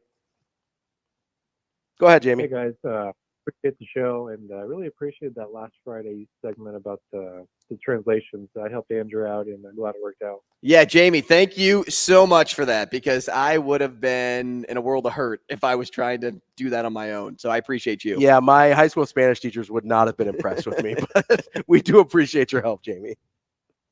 Yeah, maybe next Friday you guys could try translating and see what happens. No thanks. It's not going to go well. I get made fun of already enough. Just wanted to ask you guys quick about the injuries. I know in the preseason they changed that practice field from that field turf to grass, but most of the injuries it seems like have actually happened on the field turf. So it seems like an odd year and a very high number. I'm not a doctor, but do you guys think it has anything to do with that? Thanks, guys. Appreciate hey, the Jamie, call. appreciate it. I guess for me, like, they switched the fields. It could be hard to like get used to one thing and then play on another. Like that's something I thought about a little bit when they first put it in. Coach Rhule said one of the things is like they focus so much on non-contact injuries in the offseason, and almost all of them have been contact. So That's what I may was just gonna kind of say. be, unfortunately, the nature of it. But Yeah, with the contact injuries, those are harder to protect against, and they're a little bit flukier. So I don't think it's surface related with contact injuries, but it is a fair question whenever they change playing surfaces like that. And obviously that's been a big deal in the NFL as well. Avery, we appreciate you coming and hanging out. And hey, thanks for kicking our butts in whatever. in the Guess Who game. We'll see you again next week. More for Hurrdat Sports Radio tomorrow on AM 590, ESPN Omaha, ESPN Tri-Cities, and KFOR in Lincoln.